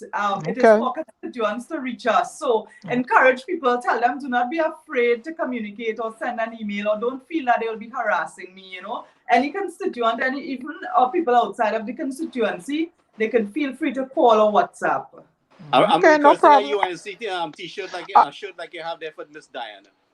I need help with my ID card, so I guess I will reach out to you when time is right. Okay. Take care, madam. Thanks, sis. We'll be in touch. Thank you so much, Barry. All right, then. Bye. Take care. And of course, it's in the village with the Dark Triplets on WZYE 95.9 FM. Albert Montano, we want to say welcome to you. And thank you for joining us tonight. Of course, you know, I see all the comments in the chat. You know, sometimes there's a saying that says, it's better to keep your mouth shut and make people think you're a fool than to open it and confirm it. But tonight is a night to keep your mouth shut, Libon. Parlez-vous français? That's all I gonna say. That's all I gonna say. Parlez-vous français? Yeah. Trust me, I know. I fully understand. Look, my dog in interview heaven. Best interview ever. Look all the love. Woo. Hi, my dog. Yeah. You should have heard them before. All kind of talk, but you know, so we deal with that. There's one thing we don't. Go ahead, Gary. We deal with a government who does not recognize our democracy in its fullest extent. They do not recognize that the opposition was elected by the people also. They do not recognize that they are responsible for all the people of the country when you take office, regardless of who voted and who didn't vote for you. And that UNC MP has people of PNM supporters in their constituency too, that they have to provide to their needs. Okay, so when the election is finished, it's time for service and not politics. But they continue to drag the political. But Gary. Yes. Gary, I see Dave in the background, and I know Dave listening.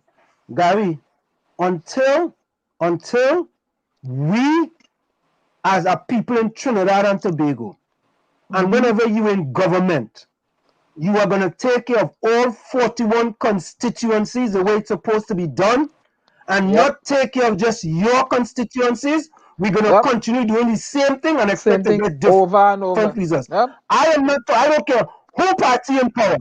When certain parties in power, they tend to take care of their constituency. When another party in power, they take care of their constituency. Until any party that comes into power takes care of all 41 constituency, we spinning top in mud.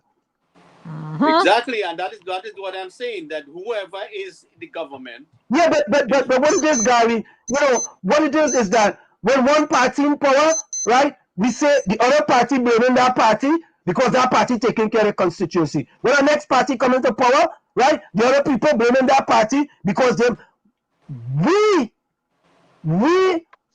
people in Trinidad and Tobago is the government. We are the government. Yep. We are supposed to tell them what all the people, right? Yeah, you vote for A and you vote for B.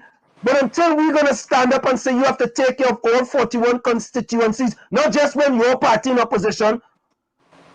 Look right? When your party in power, you have to say the same thing too. He's in the second term and he refused to go there. He won't go there. Yeah, but Gary, what we have to do. But Gary, I am a lone ranger in this fight here. I'm a lone ranger. But listen to me. I'm a lone ranger in the fight. Yeah, because but you know, Gary, let me say this, and we go for a quick break. But Gary, and I glad Dave listened. Gary, I don't know what the PNM manifesto will look like in 2025. If you ask me who I'm going to vote for, I can't tell you. However, we have people in the chat saying that I voted for the UNC in 2025. That means you voting party, you not voting policy. You know what policy the UNC will have in 2025? Well, they you know and you still voting for them, and you want to tell me? They could be saying that based on the frustration that they've experienced under the PNM. Oh, but Gary, then you're voting party. You're not voting policy. You're voting party. No, I'm saying some of these people could be saying that. Now, some people, regardless of what the PNM do, they're not going to change. But they might not vote. Top of the hour, gentlemen. Yeah, and Gary, I have never, ever tell anybody to go vote for the PNM. I have never come on this program and tell anybody, I want you to go and vote for the PNM. We have to keep it real. Yeah, when your party is in power, some people might be saying you are supposed to tell them, you know what? Top of the hour, gentlemen, take a break. All right. Guys, drink some water. Of course, it's in the village with the dark triplets on WZYE 95.9 FM. Darling, bring some of that Moby and Sorrel for me, please. Mix it with a little punching. Carry on this punching, eh? No, not that bottle. No, not the red one. That one. No, not the passion fruit, not the yellow passion fruit. We're going for a quick break and we'll be right back. Of course, we're coming up next with Tancoo. David, I can say Dave is a friend of In the Village with the Dark Triplets on WZYE 95.9 FM. We're going to go for a quick break and we'll be right back. You're listening to WZYE 95.9 FM. You are listening to WZYE 95.9 FM, the most influential name in Caribbean radio in the tri-state area. Broadcasting from East Orange, New Jersey, the most influential name in Caribbean radio. WZYE 95.9 FM.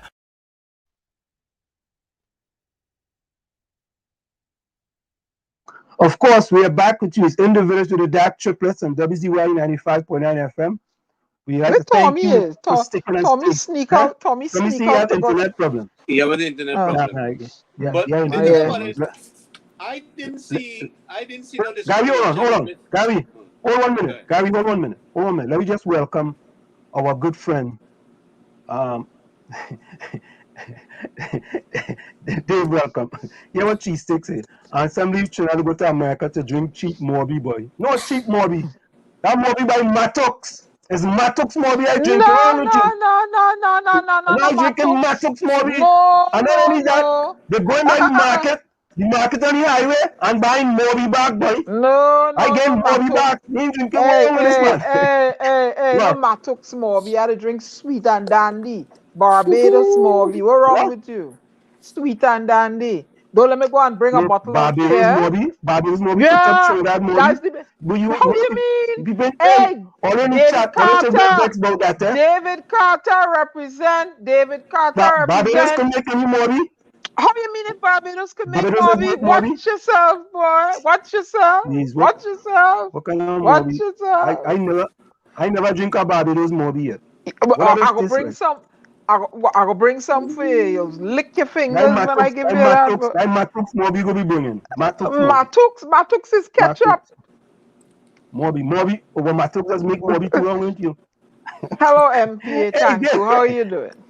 Let's welcome Dave Tancoo, the MP for 𝗪𝗶𝘀𝗄𝐽 West. Dave, welcome back, Dave. How are you doing? Thank you very, very much. Pleasure to be here. Yeah, absolutely, man. We always welcome you in the village. But Dave, let me start with something. Let me start with something, right? Sure. I am very transparent in my support of a party.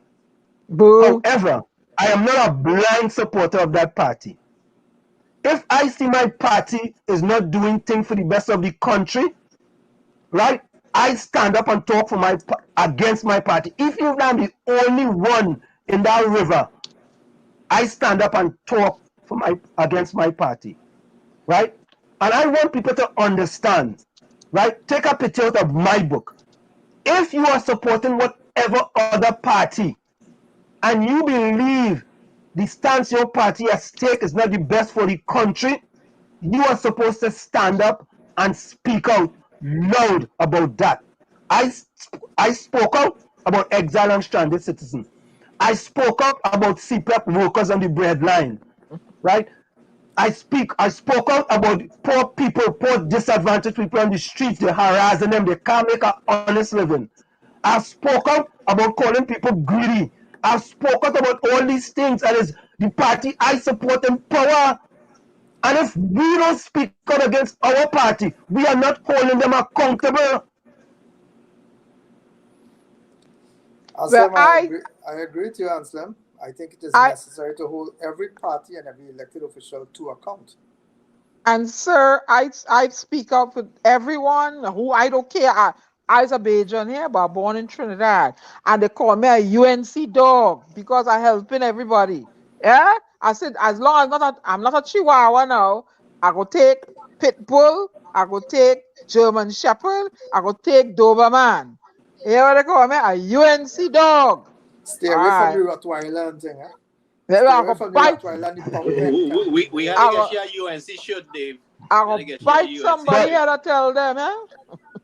But Diana, Diana, I have been called a UNC. I've been called a UNC. I don't care. Dave could hook you up. I don't care. So for those people in the chat, guys, for those people in the chat, I want all you, right?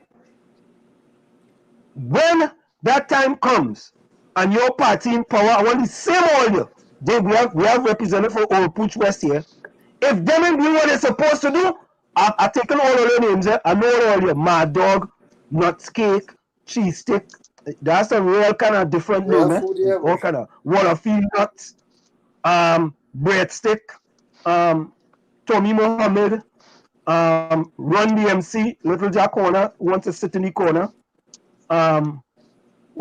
Lana, Carice, plenty of them, eh? And it's okay, right? But I want all you to hold all your party accountable. I want all you to go and do a quote. I'm going to give her a quote by Roosevelt when he talks about who's a true patriot. Who's a true patriot? So, David Tancoo, let me help you. MP for 𝗪𝗶𝘀𝗄𝐽 West, welcome. How are you doing? Thank you very much. But let me help you a little bit here, Ansel. There's a philosophical difference between the PNM and the UNC. And in performances where you get to see that actual philosophical difference. When the UNC, as part of the People's Partnership, was in government, 𝗪𝗵𝘁𝘀𝗵𝘆 was the political leader and prime minister at the time of the country. There was development throughout Trinidad and Tobago. As a matter of fact, the 𝗵𝗁𝘁𝗄𝗃 highway, the highway that leads to 𝗵𝗁𝘁𝗃, was being done under People's Partnership government, which was representing throughout Trinidad and Tobago. And the two beneficiaries at that time would have been 𝗪𝗵𝘁𝘁𝗃 and 𝗵𝗁𝘁𝗃. Those are two constituencies that would have benefited, that were held by the PNM at that point in time. Just as an example of the fact that under the People's Partnership, under 𝗪𝗵𝘁𝘀𝗵𝘆, development was actually being done throughout the country. There were police posts being done in the leader of the opposition at that point in time in his area, the Diego Martin Health Center. There are several initiatives being taken in multiplicity of areas. The People's Partnership did development works throughout Trinidad and Tobago. In every single sphere, in every single constituency, there was a substantial amount of work being done. By comparison, I think Khadjiah just mentioned it, by comparison, you see now what I have coined to be geographic discrimination being suffered by citizens of this country. Geographic discrimination, largely in people in South, but now we are seeing discrimination generally in areas that are held by the UNC. That is unfortunate because those persons also pay taxes. They also contribute to the welfare of this country, to the salaries of the various ministers. Taxpayers are in South Trinidad as well. So when the PNM decides that they are now in government and they must victimize South persons, Khadjiah mentioned it as well, how when you discriminate against a UNC constituency as St. Augustine, you assume that it's only St. Augustine you discriminate against. But when they flood, when they are affected, constituencies that are not held by the UNC are also affected. So there was an attempt to discriminate against South persons. Maybe it was an attempt to discriminate against the constituencies of 𝗪𝗁𝘁𝗃 East, 𝗪𝗁𝘁𝗃 West, and 𝗪𝗃𝘁𝑃. But 𝗪𝗵𝘁𝗃𝗃 and 𝗵𝗁𝘁𝗃 have languished under this PNM government. The 𝗵𝗁𝘁𝗃 highway, which should have been completed within months of the PNM having come into election in 2015, having come into government in 2015, that should have been finished. Instead, it's not finished up to today, 6 years afterwards, and there's no clear indication on when that will finish. Who are they discrimination against them? Not PNM persons directly, not South discrimination. Is this not discrimination based on where you live? That kind of discrimination should never happen. And there's more. That is just one example. 1 year ago, literally 1 year ago, I highlighted a deficiency in the road network in Sign Village, in Pinal, in Sign Village, Pinal. I highlighted a landslip. The Minister of Finance, the Minister of Works and Transport, and Minister of Local Government were aware of that issue. It took them 3 months before they started work. Some work was done, and the area was repaved. Do you know that that area collapsed again? That area collapsed again to 100%. So the road is completely impassable now. Less than 6 months after that actual construction work was done. So they wasted that money. And now the minister is saying that they are now going to undertake surveys, geotechnical surveys. They're waiting on geotechnical surveys before they decide what to do. That kind of prioritization of the expenditure of people's money is horrendous. I just want to draw another parallel of the geographic discrimination to which I referred.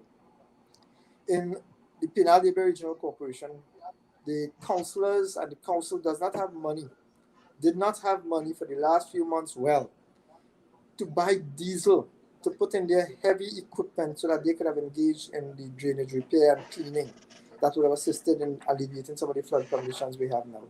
But you had a Port of Spain mayor boasting about his intention and desire to run turf, to create astroturf on a savanna.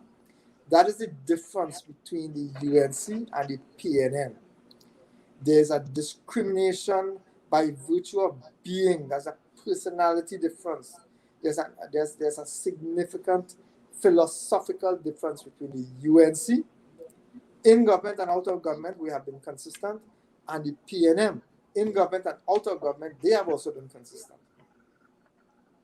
Mr. Tancoo, correct me if I'm wrong.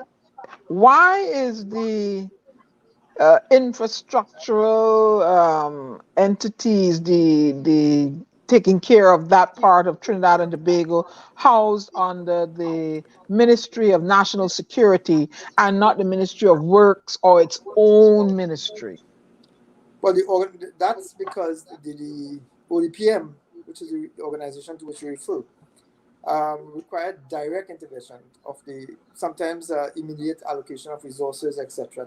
I believe that the perception at the time was that they did not want it to have to go through regular channels. So it was formed as a matter of national security. Oftentimes, some of those resources that would have been required would have been needed through the mobilization of other assets, such as the Army and the Coast Guard, in the event that we have requirements for emergency search and rescue operations. So the intention was to put it under the Ministry of National Security so it will have a greater access to greater resources and not have to wait until the various stages of allocation and appropriation is undertaken. That's my understanding. But not ODPM is not just for local government issues, for flooding and so on. It's for any kind of natural and other disasters. But not giving it its own, budget, and it's just its own separate entity. Doesn't that sort of tie up? Because I listened to MP Ameen earlier. There seems to be a hiccup and a problem in getting funding for even pumps to get to households. So doesn't that seem to hold up getting help to the citizens when the disaster does occur, because it's not housed in its own area, ministry? Diana, that is probably so, but the fact of the matter is that whether ODPM was housed in the Ministry of Housing, in the Ministry of Local Government, in the Ministry of National Security, or the Prime Minister's office, I don't think that they would have been treated right. I don't think they would have been sufficiently funded, because it still would have been done under the government of the PNM. And everything that they have touched, every aspect of functionality, everything that deals with the service to the citizens of this country under this PNM government has collapsed. Under this Rowley administration, it has collapsed. So whether it would have been put, wherever it would have been put, it is my view that it would not have been effective and efficient. By comparison, under the former government, under the government of the People's Partnership, the ODPM was properly funded, it was effective and efficient, it was available whenever we had any kind of natural disasters. And you would recall, on the very first day of the swearing-in of 𝗹𝗶𝘆 as Prime Minister, there was a natural disaster, and the Honorable Prime Minister at the time, Mr. Bissessa, had to don boots and safety gear and go walk the floods to direct the show to make sure that access to resources was had, because that was the difference, again, between the PNM and the UNC. Local government has a disaster unit. Basically, they run under Kazim Hussein, and each constituency does have like a disaster manager in charge that functions underneath that. So that area by itself is not being properly funded. Basically, what we are seeing, right, is that they are not separate from the ODPM, that the disaster management on the local government level is not being funded properly, so that they can assist people, or even the local government is not properly being funded so that they can maintain the infrastructure to prevent the flood. So I think you hit the nail on the head. I think you hit the nail on the head again. The fact is that it is not that the government does not know what is required. There are agencies that have been set up to treat with the very problems that we are facing today. A multiplicity of agencies. All that was required was proper allocation and efficient distribution of resources. The same landslip that I mentioned previously. If the right thing was done when it was due to be done, when it was supposed to be done, we would not have had to waste resources. Now the government is going to have to find money, find resources to fix a roadway that they should have been fixing at the appropriate time, certainly during the dry season. but they will have to find money now. The thing is that maybe that is the intention. Maybe it is the intention of the government to create emergencies so they can bypass proper procurement legislation and requirements. Maybe that is the intention. Basically what you see, they're just patching up and not properly fixing the infrastructure that it could withstand these kind of situations with flood or whatever it is. So they're just doing that, just like a patch-up job and pave it and make it look like it's nice and finished. But the reinforcement is not there. I mean, when you extract the boulders from the hills, you could bring it down into these areas and reinforce places that you need to. But they continue to play the politics is what I'm seeing, and you could educate us more on that and restrain the funding. Every councillor you talk to out there is suffering from funding. The local government is suffering from funding. I mean, I've spoken to Seema out there in St. Augustine. She couldn't get a backhoe one time. I had to make some noise just to clean some drain and things like that. So that's what I see happening there. Well, on the cosmetic side, I have seen, at least in my constituency, where the Ministry of Works and Transport would have come down and done some cleaning of river courses during the rainy season. Let me put it like that. During the rainy season is when he has come to do some cleaning of river courses. When I raised the issue 1 year ago, some work was done, some clearing, and the minister was very aggressive in stating that substantial work was done. When we actually viewed and went upriver and downriver, you know what they had done? Immediately where you could see from the roadway, immediately where you could see the riverbank along the roadway, that's where they cleared. So in some areas, less than 20% of the river courses were cleared. And that's only because it would have been seen from the roadway. It was for optics only, cosmetic. That is an indication that they really don't care about what problems their actions and inactions visit upon the population of this country.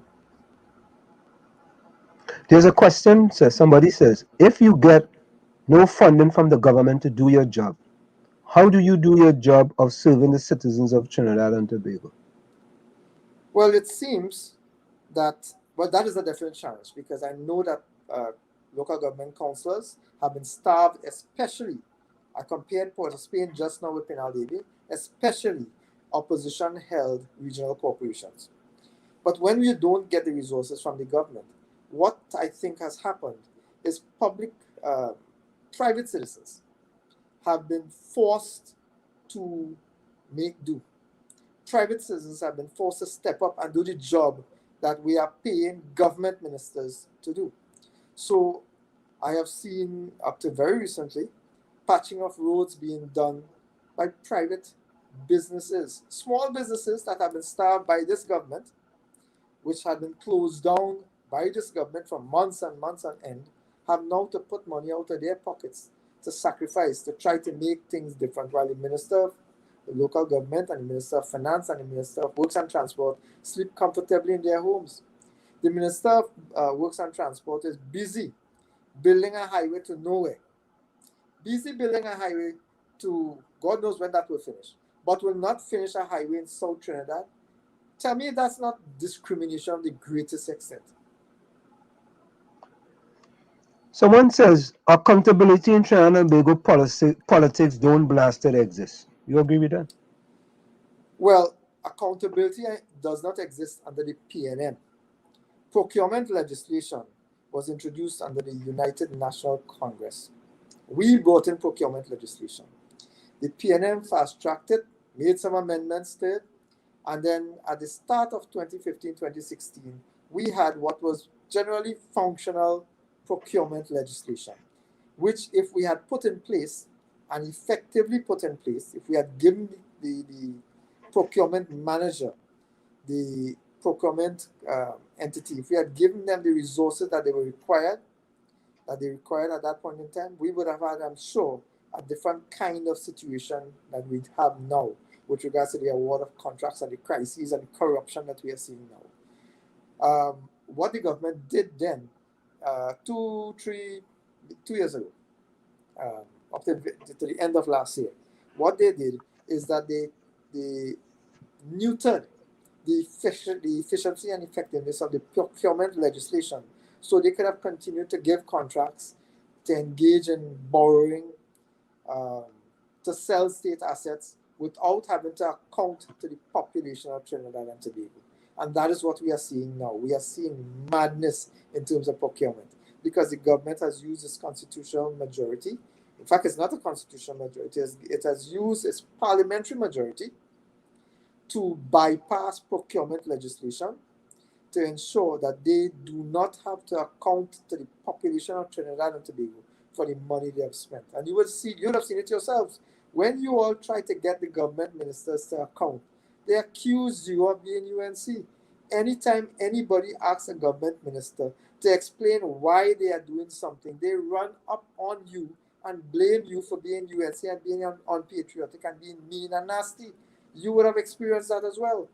When you all stood up for the citizens who were abandoned abroad by this government, you were banded, you were called all kinds of names and telling you things that you know already. But you had a situation where citizens who could not come, citizens were being denied the opportunity to come back home to their homes where they live and work. But the daughter of a prime minister was allowed to come back on vacation. Is that not bias of the extreme? Is that not discrimination to the extreme? Is that acceptable in this country? That was very insulting because we had people who had medical emergency with their family. We had people who had deaths who could not get home, was not even being acknowledged. You know, I mean, I have a trailer email that I could go to court with them. They can't bat with me, you know. But the thing about it is you see this attitude with the government in that they don't want a suggestion from nobody. No matter what is going on, you try to cooperate with them and work with them as a citizen. You put the politics aside and they put country first. And they're not interested in hearing anything from anybody at all. You know, they operate like that they alone was elected and the opposition was not elected. You know, like you said, they're not showing no respect for the taxpayers, the people in the South paying tax, just like everybody else. Gary, I want to share one more thing before we do much more. There's something called the Consolidated Fund. The Consolidated Fund is like your bank account. So the government has a bank account called the Consolidated Fund. So whenever they borrow money, whatever resources are raised via taxes, etc., that goes into the Consolidated Fund. And from there, the government withdraws to make payments. Do you know that the Consolidated Fund is bankrupt? And it's not today. It has been in crisis since last year. When the Minister of Finance went to withdraw money from the Heritage and Stabilization Fund last year, the third withdrawal somewhere around August, before the general elections, what he indicated then is that the government was facing a cash flow crisis. So much so that they were unable to write a check. There was a fear that if they issued payment, they would have been in financial difficulties because of the fact that the monies would not have been able to be withdrawn and paid. That existed just before government change, just before the elections. But they kept that quiet. The Minister of Finance and the Prime Minister and the government then was boasting of how well the economy was going and how well the country was going. Fast track to 1 year afterwards, August now, this year, we are 1 year. Do you know that on the last occasion in 2021 that they withdrew from the Heritage and Stabilization Fund, they said the exact same thing? That they were in a cash flow problem and that they had to withdraw money from the Heritage and Stabilization Fund to prop up the Consolidated Fund because they were not able to write a check to pay public servants. They were not able to write a check to pay pensioners. That is the condition that we are in Trinidad and Tobago now. And when we challenge the Minister of Finance to account for why it is that the bank account of Trinidad and Tobago is in crisis, so much so that we had to break our fixed deposit in the Heritage and Stabilization Fund, the bank account is in crisis. Moody's is saying that. Caritas is saying that now. So international agencies are recognizing that our country is in crisis. The Minister of Finance's response was that we're still going good, you know. We're going real good. There's an attempt to deceive the population of Trinidad and Tobago to believe that the Minister of Finance is doing such a wonderful job of managing the country when the fact is completely different. You know what I noticed, Dave, is as they win the election, all of a sudden the country went bankrupt. Like it's like Kamala take all the money and left the treasury with it. You understand? So this is the impression they gave the country that you guys left with the money, and they have no money. But in the meantime, while you were in government, you were doing X number of projects, and things cash was flowing. You had no problem for US. Everything was flowing nice. Foreign affairs flowing nice. You could get your passport. There was no issue. Everything was working so superficial. They come into office and the whole country gone bankrupt all of a sudden. That was a plan. It was the 𝗹𝗶𝘀𝗁𝗲 plan. Minister of Finance, and one of the first things he did is exclaim that the country was running on fumes. Remember that? Ignoring the fact that there were billions of dollars in taxes, there were billions of dollars in various assets, including the very same Heritage and Stabilization Fund. The fact is that there was money there. But he started off with this crisis, that the country was in crisis, and what that did is reduce business confidence in our country. Whereas 2010 to 2015, we had substantial development of the economy. The economy actually grew between 2010 and 2015. From 2015 to now, the economy has contracted by over $25 billion. We have produced as a country $25 billion less per year than we did when 𝗵𝗶𝘆 was Prime Minister. And the reason for that is because Keith Rowley, Rohan Sinanan, but specifically 𝗪𝗵𝐿 started up with this crisis of confidence, undermining the confidence in the economy that businessmen and investors had during 2010 to 2015. All the hard work that was done to bring us up to scratch was undermined by the attitude, the lack of vision, and the complete incompetence of 𝗪𝗵𝐿 as a Minister of Finance. So much so that up to now, he continues to mislead the country by claiming that we are still doing okay. None of the indicators are saying that. We have collapsed on the ease of doing business. Very, very, we are hopelessly bad into the collection of taxes. There are 104 countries of the world that it is better to go to do business than Trinidad and Tobago, under this Minister of Finance and this government. I see businesses pulling out in the first year. In the first year, you see foreign investors was pulling out in the first year. From the very first year. But that is because you see a man who has come in, whose only objective was to blame 𝗪𝗁. He started demonstrating his incompetence in office. Because I'm an economist by training. But anybody with common sense knows that one of the first things that you need to do when you want to manage an economy is instill confidence, to create the environment where businessmen will want to invest. Not 1% of the businesses, not the very large businesses, but small and medium-sized businesses as well. What this government has done is collapse that sector. And that sector, the micro, medium, and small enterprises sector, was one of the most significant revenue generators outside of the petrochemical industries. These micro and small and medium-sized enterprises employed a significant amount of persons as well, but it's also an indicator of how good an agency and a government is doing when these entities have confidence in the ability of the government to repay its debts, in the ability, in the opportunity that they can invest money and generate an income. All of that has been destroyed, and that has nothing to do with COVID. That has everything to do with incompetence by the Minister of Finance, and that didn't start in 2020 when COVID was discovered.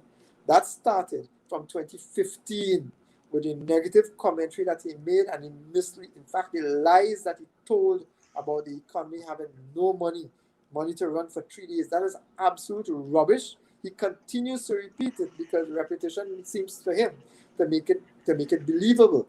But citizens of this country are now seeing fact for fact. He is incompetent and he is misleading people with the information that he's seeking to provide to them. You know, I don't know if you all know, there's a book called How to Lie with Statistics. There's it's not very big, it's online, available free. How to Lie with Statistics. There's a gentleman named 𝗪𝗵𝐿, who's the Minister of Finance.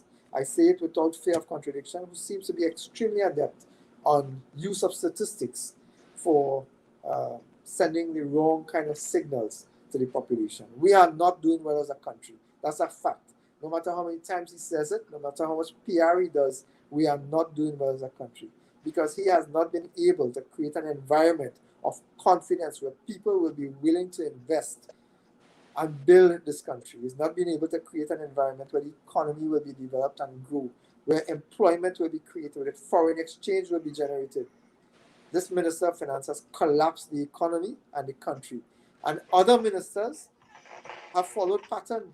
We have seen a collapse in the Ministry of Sport. We've seen a collapse in the Ministry of Local Government. We've seen a collapse in the Ministry of Works and Transport. We've seen a collapse in every sphere of governance, starting from the Prime Minister come all the way down. So my question is, now all of us are against this state of emergency in the way that they're running things. Is there anything that the opposition will be able to do when they go back to Parliament to restrain the government? Because they seem to want to... The state of emergency does not require the opposition support. The way it is, the way the legislation is now, the government will use its majority to pass the motion in Parliament to extend the state of emergency. We are going to ask questions. I mean, I'm sure the questions we are going to ask will be the same questions that the rest of Trinidad is asking. Justify your decision. That's what Trinidad and Tobago is asking, you know. Trinidad and Tobago, we are a bunch of intelligent individuals, despite the Prime Minister's hope let me say it how I want to say it. I think the Prime Minister may be surrounded by a certain group of persons, so he assumes that the rest of Trinidad are of a similar mindset and intellectual levels. But Trinidadians are not stupid. We are highly intelligent, we are well informed, we know the truth. And the truth is that the minister and the government, the Prime Minister and the government, needs to come to the Parliament and they need to come to the various interest groups. They should be right now, today, tomorrow, yesterday, for the last month, when they knew they wanted to extend, come to the population and say, this is why. We did this, this is what has happened, this is what has happened, this is what has happened, this is why we need this state of emergency extended. The Honorable Leader of the Opposition had asked specifically, show us your information. Show us the justification for what you want to do. We are not asking for things that you should not have. As a matter of fact, that is the basis on which they should be coming to the Parliament. They should be coming to the Parliament with evidence and proof of why they think that the state of emergency has worked and therefore why it must be continued. Unfortunately, that requires accountability from the government, the hardest thing to get from this government. Dave, do you know what's the current balance in the HSF fund? I do not know it offhand, to be quite honest. It is very significant, though. Yeah, because I mean, you see, because the last time I know it was what it was. It was. I'm actually looking it up here online, but let me see. Okay. But what is your concern? Well, no, because I think you know, sometimes I think, you know, people say things and it's not accurate. You know, I think there's a significant balance in the HSF fund. Yes. The last time I checked, it was over $1 billion. Right? The last time I checked, right? And you see, when we are talking about, oh, they used up all the money in the HSF fund and the HSF fund is empty, you know, that's not accurate. You know, that's not accurate. And, but it's not. I'm not aware of persons saying that the HSF. No. As a matter of fact, I could give you the figure. There's now, as at today, as at March 31st, 2021, which is the most recent statistic I have now been able to pull up, there's $5.7 billion in the HSF fund. So the fund is not bankrupt. The fund continues to exist. The concern we have is when you withdraw from the Heritage and Stabilization Fund, what are you doing with it? This is like you, as an individual, borrowing money to put gas in your car. That's what you're doing. You're borrowing money to put gas in your car. When the car shuts down for something else, what you going to do? Keep borrowing? The government is borrowing to pay debts, to prop up the debt, to prop up the foreign exchange holdings that they have, so that they can boast that they have foreign exchange reserves for 8 months. The government is withdrawing money for those purposes. Instead of creating the environment, like I said, instead of creating new revenue sources, we are borrowing billions every year. We are withdrawing from our savings, but we are not creating the space, we're not creating the business, we're not creating the revenue opportunities where we can pay back the debts, where we can get a revenue stream to pay back the debts and to put money into the savings account. And what will happen then is we are going to have this vicious downward spiral of debt, where every time we have to spend money, we have to borrow to pay that debt again, and we have to borrow to pay recurrent expenditure. That's a lack of vision. No, I understand the borrowing to pay debts, and I don't think that's the best thing to do. But let me read a comment for you. For example, the Treasury and the HSF's bankrupt compliments of the PNM. I mean, the HSF fund is not bankrupt. No, it's not. You know, and all I'm saying to people is that when you make these type of statements that's so inaccurate, and so out there, right? You know, you kind of lose a lot of credibility. You know, and the thing about, but then let me say this. The thing about it is that I simply Googled it, and I came up with the same report on March 21 with what's in the HSF fund. So I'm telling people, I'm telling people, rather than just make these statements that are totally off base, and you lose a lot of credibility, Google it first, and then come back and say, this is what it is as of March 21st or March 2021. However, right, they are borrowing money from this fund to pay off the debts, and that's not a good thing to do. Well, they're not borrowing money from the HSF. Huh? The HSF is not a borrow. The borrowing is taking place on the international market and the local market. HSF is a withdrawal. So HSF is like your fixed deposit. The consolidated fund is like your bank account, your regular bank account. So HSF is a fixed deposit that is being used to generate continuous growth in your fixed deposit for future use. Your current account, that is your consolidated fund, is what you would have been using on a regular basis. Money comes in, money goes out. Just like a regular household. So if you could conceptualize it along those lines, it might be easier to digest. So you would borrow to put money into your savings account. But when you are withdrawing from your fixed deposit, you are not borrowing from your fixed deposit, you are withdrawing money. Now this government has withdrawn a significant amount of money from that Heritage and Stabilization Fund. And they've also borrowed. Now I have no issue with borrowing as a principle. You know. I understand that they have bills to pay and they must pay those bills. What my concern is that you are borrowing on top of borrowing, on top of borrowing, on top of borrowing, without creating the space, without creating the opportunity to spend, without creating the opportunity to spend money to create a new revenue stream. That is madness. That is like a piper borrowing money to smoke. After a while, you know what is going to happen now? I said it, I think, on the last occasion that I was here. They are going to start selling off the assets of the state. They're going to start introducing new taxes because of the lack of vision of a government.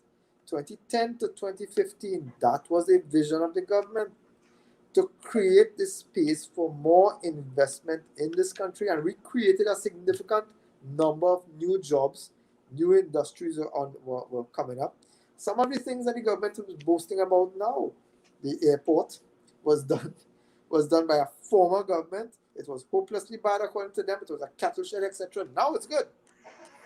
The hospitals that they are boasting about, 𝗹𝗶𝘀𝗲𝐵𝘆.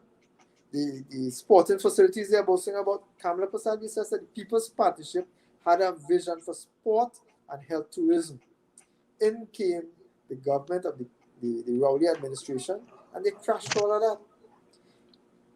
Take a look at their manifesto, and I want to say that in the context of what you just said.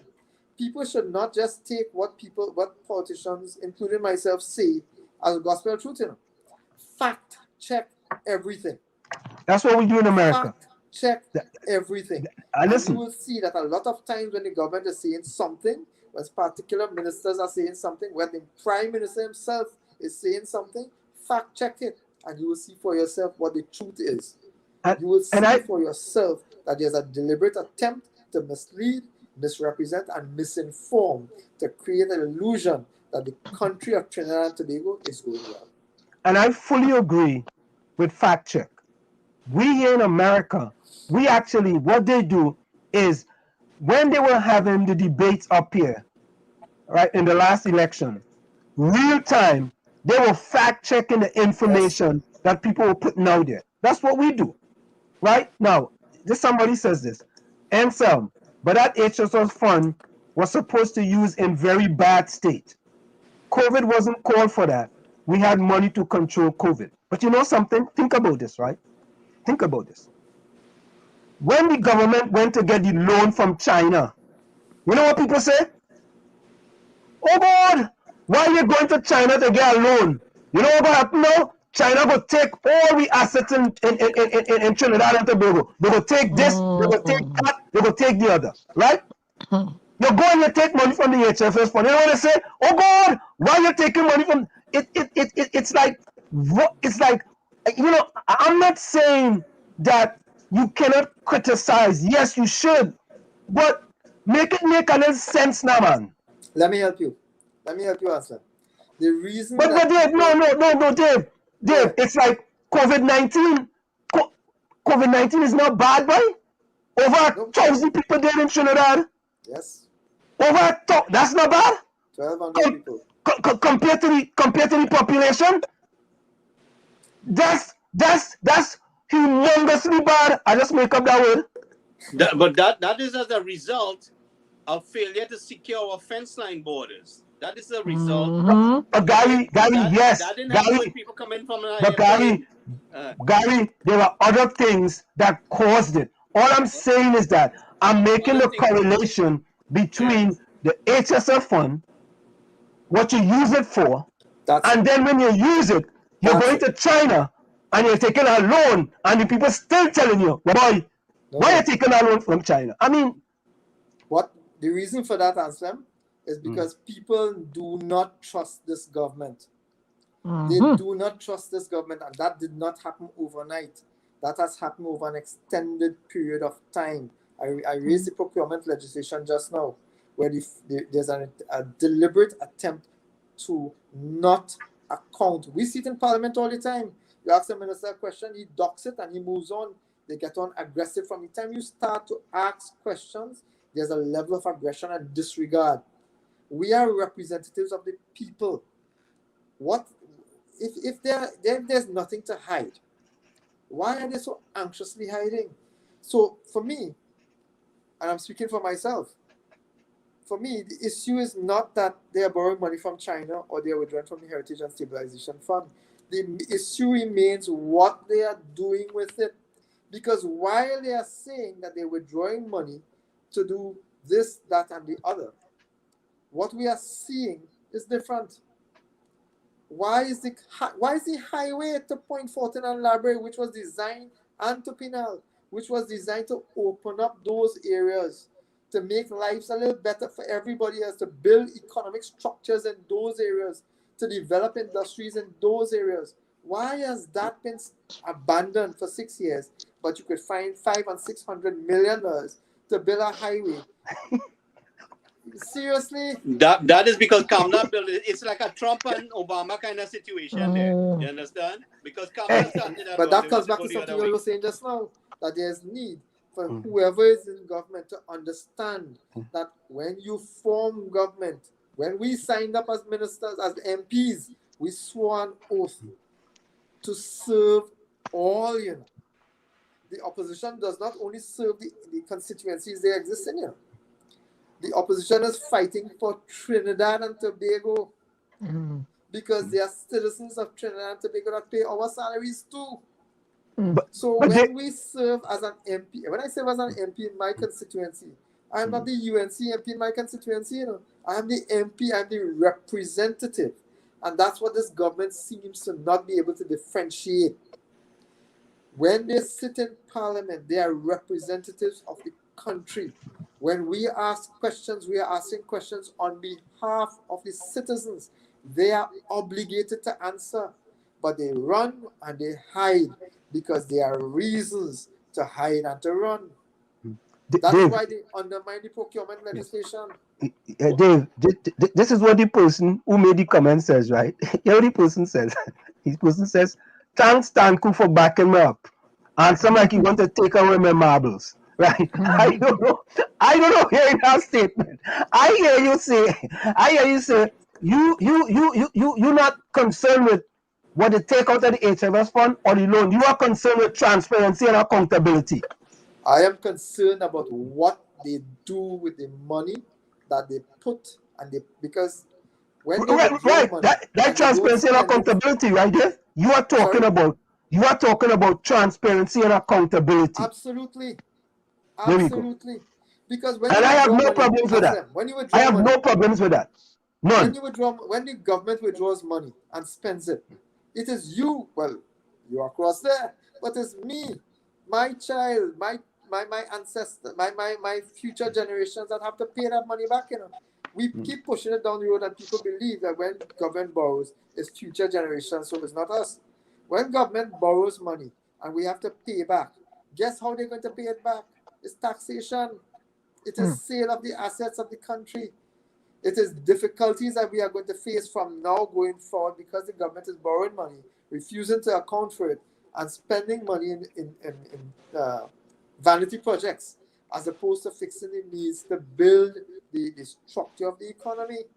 The Minister of Finance admitted when he went to China to procure this loan that the IMF and other agencies were also offering loans, but he preferred to go in a particular direction. What he refused to say is that when you go to these international lending agencies, you are required to meet certain conditionalities. You are required to do specific things.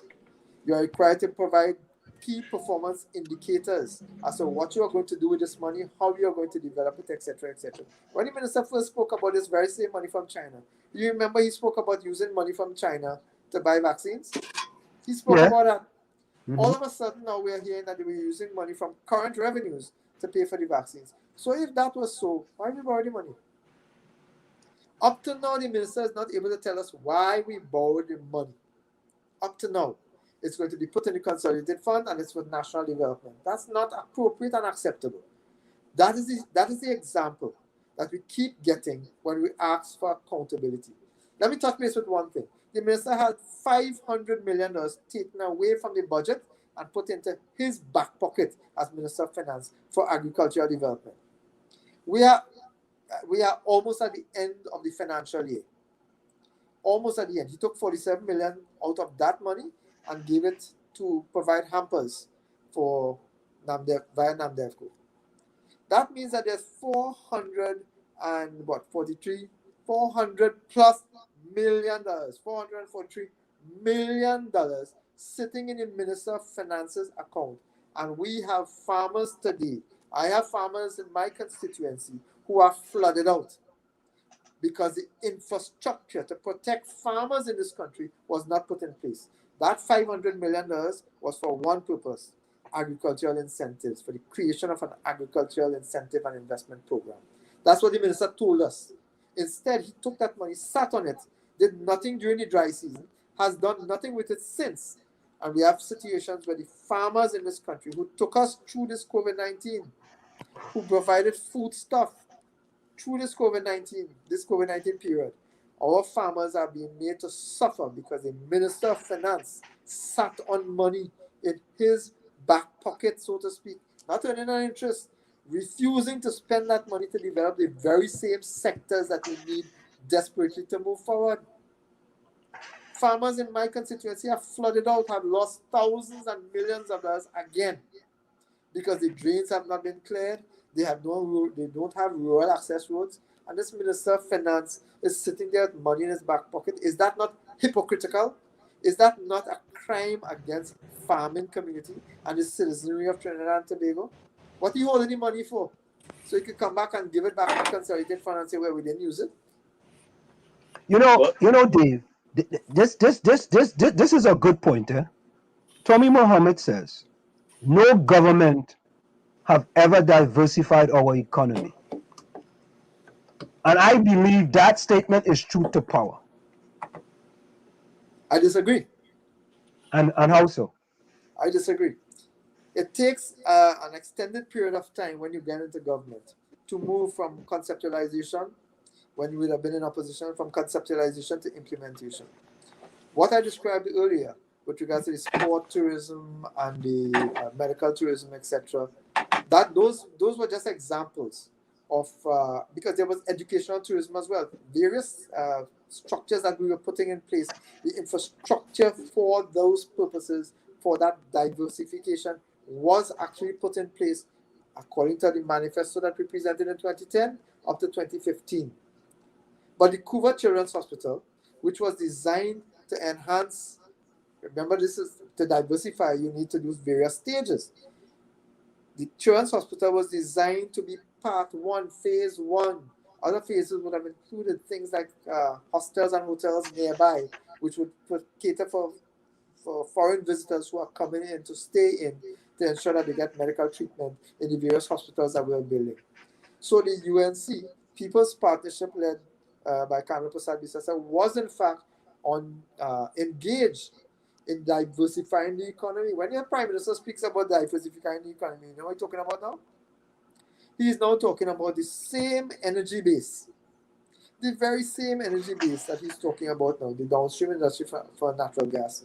We don't have enough natural gas to provide for the current business enterprises that we have in Trinidad and Tobago now. But he's still talking about diversifying by the energy sector.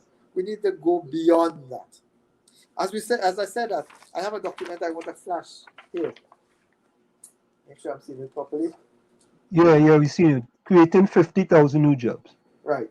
Yeah. These here were just examples. 12 examples of ideas and concepts which we put to the government, we provide to the country to move away from dependency on oil and gas. We hope that oil and gas remains for an extended period of time, but we know it's not forever. So we continue to try to build new industries, new incentives in various parts of the country so that we can have overall development. A rising tide raises all boats, not so? That was the intention, so that we would lift across the board citizens of Trinidad and Tobago by building up various agencies, by building up various industries to generate new streams of revenue. That is what diversification is supposed to be. And between 2010 and 2015, we were well on stream to do that. This government came in and met all of that and then abandoned it, completely abandoned it. That is not because of COVID, you know. From 2010 to 2015, we built it. From 2015 to 2016, come forward, they have destroyed everything that we have done. All the successive governments before them, have taken us to a point, including the 𝗪𝗪𝘁𝗪 administration, has taken us to a point where we were looking good internationally, to a point now where we are a laughing stock of the rest of the Caribbean. We are laughing stock. We are 104 countries behind. There's 104 countries viewed as better investments than Trinidad and Tobago. And the Minister of Finance still compares, well, you know, we're better than Haiti had foreign direct investment last year. We had negative. We had foreign investors, we had foreign money leaving this country rather than coming in. Haiti, which was in crisis, which had humanitarian crisis and social and economic crisis, was receiving investment. Again, that comes back to the crisis of confidence, where people do not have trust and confidence in the government of Trinidad and Tobago. So here is a concern. Just we go for a quick break, right? Someone says, you know for a fact that farmers plant where they know will flood just to get money from the government. That's ridiculous. That is absolutely ridiculous. I'm very sorry to hear somebody think like that. So you are saying that a farmer is going to invest his savings, time and money, stress hours upon hours in the hot sun, so that when you have flood, they'll get payment. I don't think people understand when they say that what they mean. You know? Because if you think farmers get millions of dollars in payment for losses that they've received via flooding, you're mistaken, you know. Farmers get negligible sums. In 𝗪𝗺𝘁𝗃 West, for example, I know farmers who got $2,000 for an acre of bearing pepper trees when there was a flood. $2,000.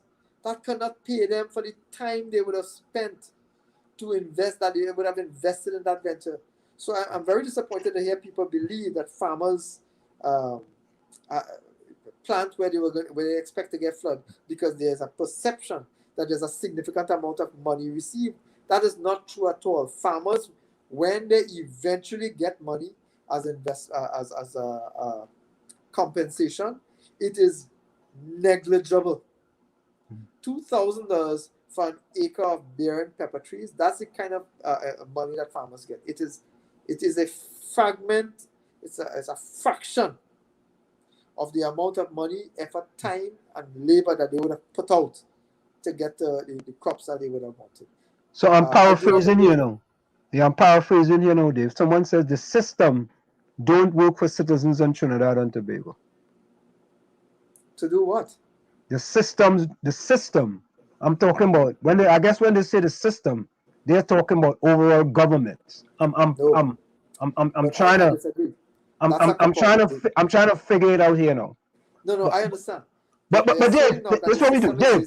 Dave, hold that thought. Let's go for a quick station identification, and then we're gonna come back. It's In the Village with the Dark Triplets on WZYE 95.9 FM. We're gonna go for a quick station identification. Let's just go for a quick 30-second station identification and we'll be right back. You're listening to WZYE 95.9 FM. You are listening to WZYE LP 95.9 FM, the most influential name in Caribbean radio in the tri-state area. Broadcasting from East Orange, New Jersey, the most influential name in Caribbean radio. WZYE 95.9 FM. So we are back with you. It's In the Village with the Dark Triplets on WZYE 95.9 FM. We have with us tonight Dave Tancoo, the MP for 𝗪𝗺𝘁𝗃 West, and he has nicely agreed to join us. And I will say Dave is a friend of WZYE 95.9 FM because whenever we ask him, he willingly comes in and joins us, and he stays a very long time. So I am taking at liberty, and I'm going to say that Dave Tancoo is a friend of WZYE 95.9 FM. So Dave, go ahead with what we just talking about just now. Right. I think people believe that the system, meaning the system of governance, has failed the country of Trinidad and Tobago. It's created a system whereby it's not in favor of citizens and citizen development. But I have seen, and I'm proud to have been part of the 𝗪𝗶𝘀𝗃𝗍𝗃 administration in 2010 to 2015. Because I think the PNM government now wants us to forget the fact that during that period, we saw governance work. We saw citizens receive benefit. We saw the economy develop and grow. We saw new industries generated. We saw a substantial number of businesses being created. We saw confidence in the economy. We saw training. We saw a rising in international status and recognition of Trinidad and Tobago. We saw improvements in national and international indicators. When a government is for the people, of the people, and by the people, that is what you get. You get development of the people. When you have a government that is designed and catered for a particular group of individuals to the exclusion of all others, what we get is where we are today, where citizens are in crisis up to today. And you have ministers who will say, you know what, it's greed. You have ministers who will say all kinds of things. Citizens are in crisis. In my constituency, I see daily where people literally do not have food to eat. At the start of this pandemic, there were persons who were coming to us and bringing 1 or 2 hampers to give out. Some of those very same people now are coming, begging for some kind of support. Their citizens are in serious crisis now. And the government seems to believe that income support grant for 1 month or 2 months is sufficient. That is not how these people are supposed to exist outside of that 1 month and 2 months.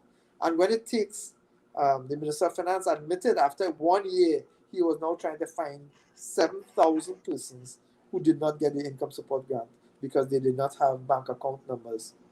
After a year.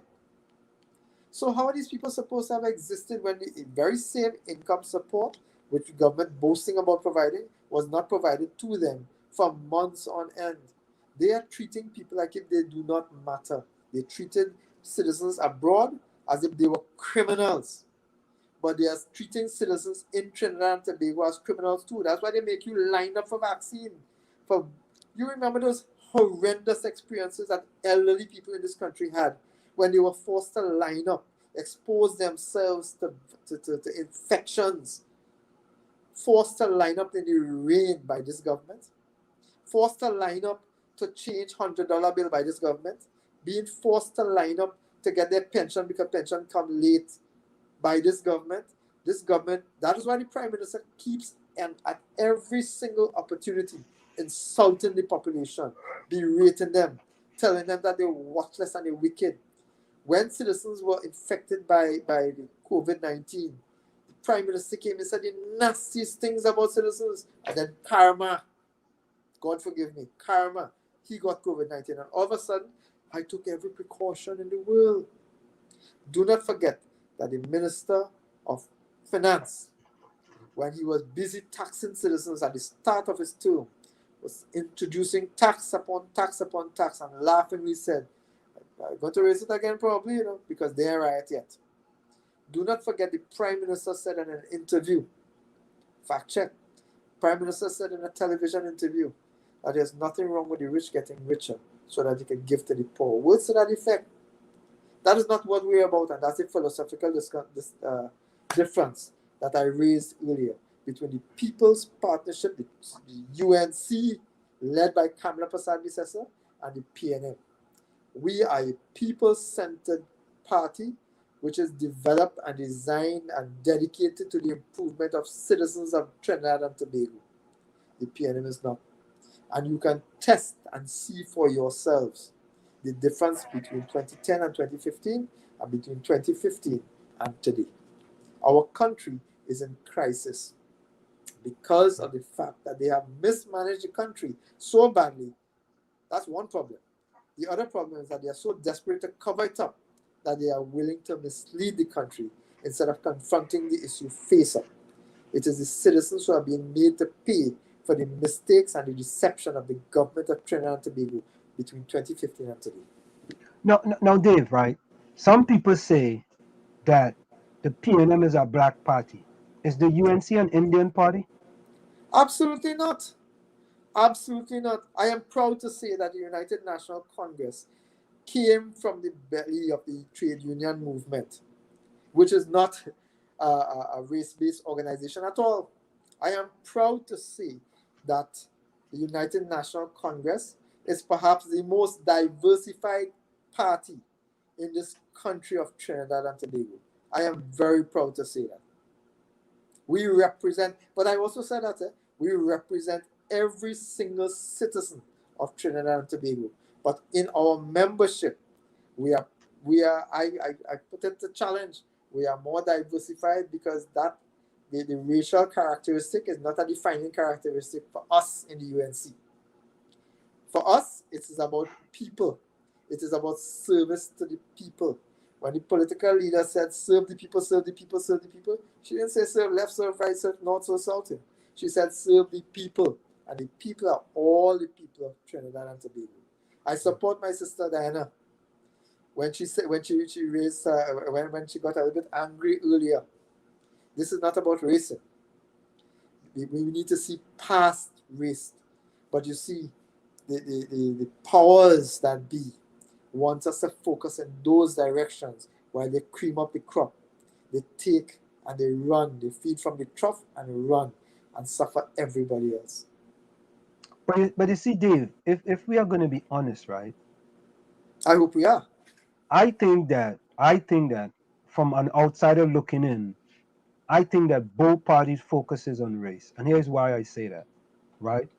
There were some ads in the last election by both parties that focused on race, right? And each other race, each race, the PNM had certain things, and the other races got upset, and the UNC had certain things, and the other races get upset.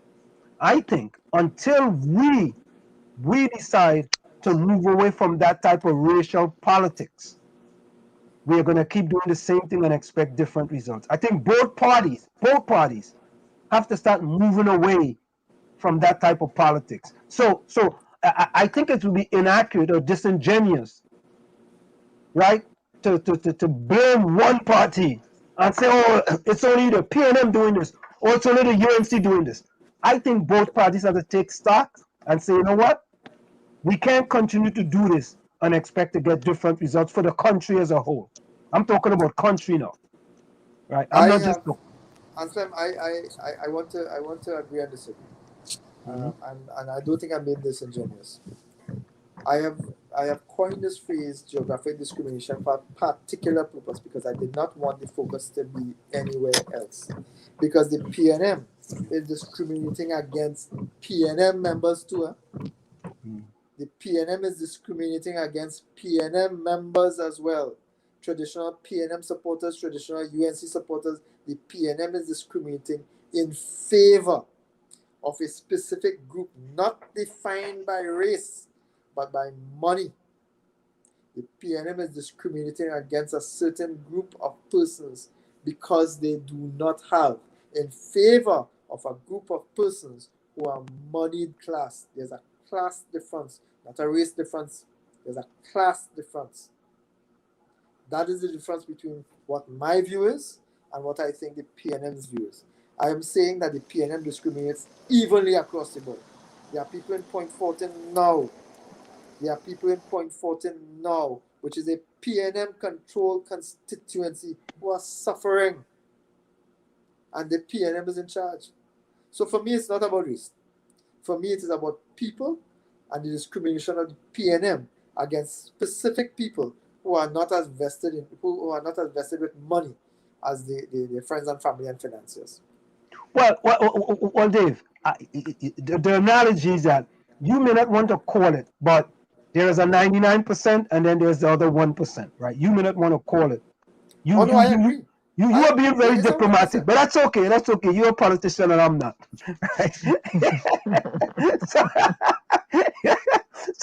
So I get it. It's okay. I get it.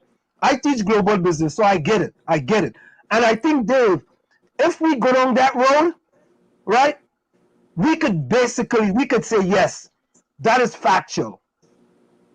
That's factual. Anselm, yeah. I agree with you.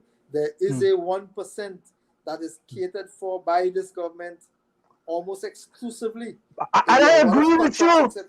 But that 1%, I'm insisting that 1% is not based on race. I agree. Based on money. Okay, then I agree. I'm agreeing with you. I'm fully agreeing with you. I'm not disagreeing with you. I'm agreeing with you. And that's what I want people to start to understand. Correct. That's what it is. But I'm going to say a few things here too. Huh? Go ahead, Gary. Okay, so Mrs. Bisesa said that she had no idea about those racist advertisements that was propagated during the election. Okay, she had no idea where it came from. Everything that Mrs. Bisesa said was switched into a racist meaning. Now, we saw that happen. So where was the UNC pushing race? The UNC was never pushing race. Kamala said black demand. They say she said black man. But Gary, we need to clarify that. We need to get that out of the way. But Gary, we're not going down that road. We have to get it out of the way. We have to get it out of the way. What is this, Gary? I believe the issue that we are talking about now with the PNN power, right? There is the 99% and there is the 1%. Yeah, okay? But what I'm saying to you is... So wait up. The 99%, all right, let me say this. The 75%, the 90% of people that vote for the PNM, the 10% get all the benefits. There is 90% of people that vote for the PNM and the 10% gets all the benefit. I'm moving it from 1% to 10%. Gets all the benefit. right? But that is what Dave is saying, that certain amount of people has benefited economically from it, and, this I'm government is agreeing doing with him. that. And I've All right? agreed with him. I've agreed with him. I don't disagree with him. I agree with him. But what I'm saying is that, right? And I hear him. I'm trying to say that we got to get away from the other minutia stuff. That both parties, I'm saying both parties, we got to get No, away from I that. hear you, but what I'm saying, as we have Dave here, we need to clarify this, that the UNC did not promote this. This was something done by some other No, but group. Gary, anything that comes under your name, right? The leader has to take responsibility for it. But if somebody go out there and promote it and promoting, say for instance, I have a company and they go on advertising something that I did not put out there and do not manufacture, how can I claim responsibility for that? No, but Gary, if something is done under Let your me tell you what party, happened. I did a rally for Mrs. Bisesa in 2010. I threw something real quick together. USA for Kamla. Do you know that some guy went out there collecting money saying he with me for the group? But did you? Well, let me ask you a question. Did you get the okay to do that? Yeah, from Mrs. Bisesa. I communicated with Dave and everybody. But what I'm saying to you is, but somebody went out there in New York collecting money in Queens, stating that they were collecting money for me. But Gary, suppose you had done something and Mrs. Kamla Prasad didn't agree with it, right? People would have known that you associate with the UNC, right? And that if you did it... Anselm, I think we are going into speculation. I know what Gary is trying to say. Let me say it how I want to say it. If you don't mind, allow me a little bit of leeway. Go ahead, Dave. Go ahead. No, go ahead. A lot of things that were done during the campaign were twisted to create a perception because of the political slant that they wanted to go down. The advertisement that you're referring to, I really don't want it to go back, because that for me is going backwards. But the advertisement to which you referred to, let me tell you what it was. It was an indication of a man suffering in hunger and another person who was willing to offer him sustenance. If we had used an apple, it would have been a problem. If we had used an orange, it would have been a problem. If we had used a plum, it would have been a problem. Because the issue was not what it was, what the symbol. There was no symbolism. What was done then is to take something and make it something else for political benefit. So there was an attempt to malign the campaign, and it worked. There was an attempt to malign the campaign based on something that somebody else twisted to mean something else. Now, we are all adults. We will see something and see. There's a story about the 5 blind men. I don't know if you know the story. 5 blind men and an elephant, where one holds a trunk and says, this is a tree, this is a hose. The next one holds a leg and said, this is the trunk of a tree. The next one holds a tail and said, this is a brush, etc., etc., etc. We all see things differently, and unfortunately, it is social media is a powerful entity, and if you use it badly, it can be used to create different perceptions. The thing is that I am proud to say, and I say it without fear of contradiction, that there is not a UNC, there's no racism. At least I see no racism. There's no racism in the UNC. That was a conjecture of the PNM for political benefit. So Dave, that is it. Dave, there was also the one... in our criticism of the PNM in 2020, our criticism was not based on race, it was based on performance. We focused on the performance and the lack thereof of the government of the day. That was our entire campaigning. That was, and we continue to do that even today. So for me, I don't want to get caught up in the race stuff, because for me, that was created to be a distraction then. It worked because people forgot that the government suffered them for thousands and thousands of days. They forgot that the government penalized them, pressured them, that thousands of persons lost their jobs, that crime was... they forgot all of those things and focused on the distraction that the PNM gave to them. And you know, that is a typical thing that the PNM does every time. The economy is in crisis now. The Prime Minister jumps up and says, hey, Trinidadians, dotish. And people focus on that rather than the fact that the economy is in crisis. The country was reeling under COVID-19. They jump up and say, well, you know what, the country is doing well. We are number one. Oxford said that we are number one. Come on, it was some insignificant study. Distractions are how the government of the day, the PNM, has been able to misdirect the population to look away from the racket that they have been running and the mismanagement that they have been doing. The problems we are facing today is because of those distractions, because of the fact that people were not focused. But I'm telling you, because we see it every day now, citizens are not accepting government PR and say so because government says so. They are asking questions, and that is what is creating the difficulties for the ministers now. That is why they have to duck and hide. That is why they refuse to account, because they cannot account for the mismanagement that they have done for the last 5-6 years. Dave, you know, I'll tell you, there are some people in the chat, right? They're drinking too much yellow passion fruit, right? A passion fruit, sweet yellow passion fruit. Our fella said, Dave, did I say you are a friend of WZYE 95.9 FM? Did I say that? What is wrong with it? I'm a friend to everybody and anybody. No, but I'm just saying, didn't I say that, Dave? Yes, so if you're a friend, right, that means to say we'll bring a friend in to have a discussion with that friend. You know what somebody say? Somebody says, this is what somebody say. I tell you, as sure as the sun follows the moon, they will not bring another UNC member on an interview on WZYE. The thing is, Anselm, I think people, they're passionate people across the board. So they're passionate people who support both parties and other parties. I have no problem with that. Exactly. I think I'm mature enough, and I know that you are mature enough, and so is Diane and Gary and many of our listeners here tonight, to understand that we can have a difference of opinion and still remain friends. And that is the thing I'm trying for them. Why it is you come in here, right, Dave, and all of a sudden I'm gonna say, you know what, man, I don't want. Like me Yankee now. He's like, yo, I don't want all of UNC back in there again. For what? What purpose? What purpose does that serve? If we here are talking about, we want to get a diversified opinion. Correct. And about what's going on in the country. And I know that you have been able to get persons from various entities. And that's what we do. That's what we do. That's what we do. And it's like, you know, and you know what it is, right, Dave? I could have come in this program and I could have, well, people know I'm a PNM supporter. I could have said, you know what? Boy, I ain't sure if I support any PNM again, huh? And people, yeah, boy, Wall Street, boy, Wall Street. Yeah, remember?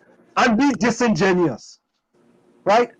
But I like to speak truth to power, because my mother-in-law told me 33 years ago before I got married, a liar has no memory. Your mother-in-law told you that? Yes. So that's good advice. But listen, 33 years ago before I got married, I know why the woman tell me that, but she just called me Slim. She says, Slim, I want you to know, right? A liar has no memory, you know. And I'm like, she telling me that for? Yeah, just like that. I like that. I said, what this woman telling me that for? But as I started to grow, I said, oh, my mother-in-law tell me if I tell the truth, I don't have to remember what I said. Absolutely right. Right? So I rather tell the truth. So I don't remember if I tell you last week I supported ILP, or if I tell you I'm not sure who I'm supporting. You know what I mean? And I think that's the best way to go. And not only that, but we can bring Khadjiah Ameen, we could bring you to UNC back to back in the village and have a discussion. Right? Learn information. Correct. Right? And so, again, feel free, guys, colleagues, whoever it is who are watching, to fact check what we say. Feel free to fact check anything that I say. If I'm wrong, I'm willing to accept that I'm wrong, and I'm willing to come back here and apologize for being wrong and accept the truth for whatever it is. And he has your number, and he can call you up and ask you if you have a question. Yes, he could. So Yes. being that the level of intelligence you're seeing on the UNC platform here right now, I mean, we are seeing some capacity and capabilities and vision. I mean, people have to make a decision which way they want to go. I mean, there's still time to do that, but at this point, I don't see how we could continue in the direction we're going and allow the government to sit in office there at this point. I know we have a structure in place, but somehow that structure had to get disrupted. You know. I appeal the same appeal that I made on the last occasion. The power of the government lies in the people. The power of the opposition lies in the people. The power to run this country lies in the people. As long as the people speak up and speak out, the government will be forced to abide. When the government when they made the announcement that they were going to give vaccines to children, the Pfizer vaccines, and they identified the various areas that they were going to put these vaccine sites in, they deliberately left out a large chunk of individuals from the rural communities of 𝗵𝗫𝗄𝗃, 𝗪𝗃𝗃𝗃, 𝗪𝗵𝘁𝗀𝗃. They deliberately left out some of these areas, 𝗪𝗵𝘁𝗃, Moruga, etc. It is only when the population stood up, when the opposition spoke out, that they conceded and gave us and promised to look at the possibility of additional facilities whereby children can go and get the vaccination. I want to remind citizens as well that when the government was trying to ram down the property tax, insisting that if citizens did not fill out the forms and submitted, they would take them to court and properties would be seized, etc. It was the opposition that took them to court and raised the issue and highlighted it so that the government lost that case and had to hold their hands on the implementation of the property tax, which they were trying to do even though they knew it was illegal. When 𝗪𝗵𝘁𝗃𝗃's incident, that very unfortunate situation with 𝗪𝗵𝘁𝗃, it is the force of the people that stood up that made the country recognize, made the government respond to the cries and the needs of the population, and that is what we need now. It used to be once upon a time that 𝗪𝗵𝘁𝗀𝗽 West alone would flood, 𝗪𝗵𝘁𝗀𝗽 East and South of the Caribbean would flood. Right now there's flooding throughout. And one of the reasons for that is the failure of the Minister of Works and Transport throughout. It's not just in constituencies south of the border now. It's everywhere. The incompetence of this government. We have the worst infrastructure in the world right now. Hopelessly bad infrastructure, but we have the pitch lake. We have the Minister of Works and Transport paving the highways and repaving the highways. And I have in my constituency, there are roads that are desperately paved,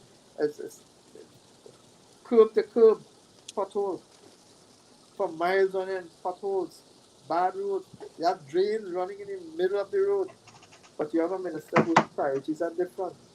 And the reason for that is the population needs to start to stand up and demand that the government account for the money that they spend.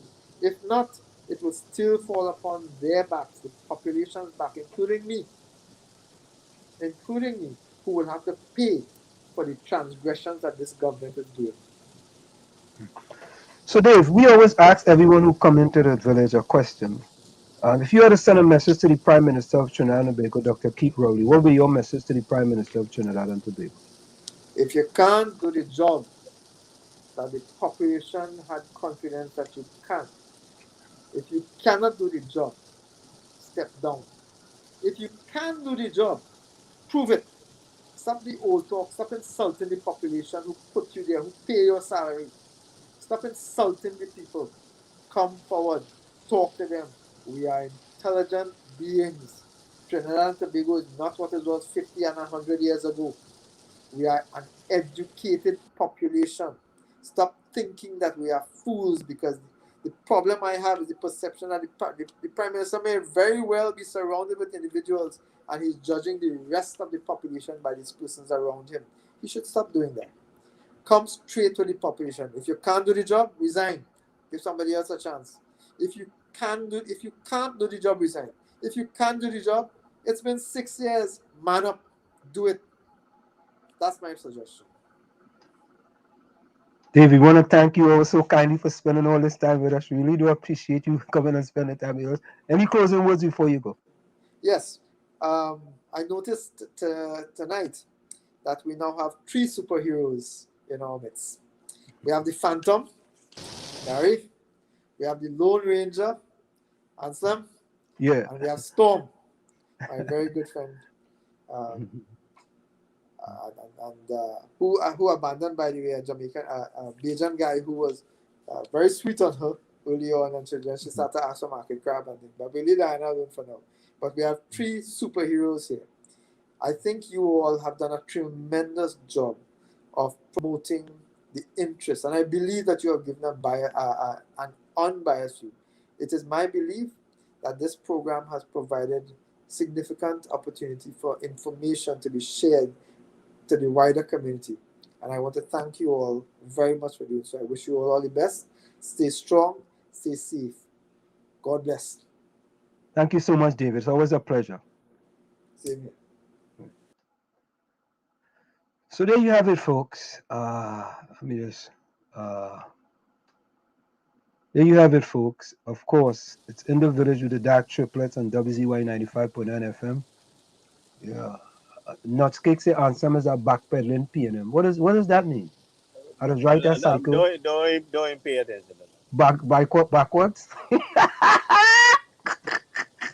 Oh God, is that like you went and does up, girl? No. Okay. All right. Remember, I have an air-conditioned man, according to you. Oh. Hey, Rowley say, Anselm, let me vote you and see now. Rowley, let me have a private conversation, boy. Rowley, you and I.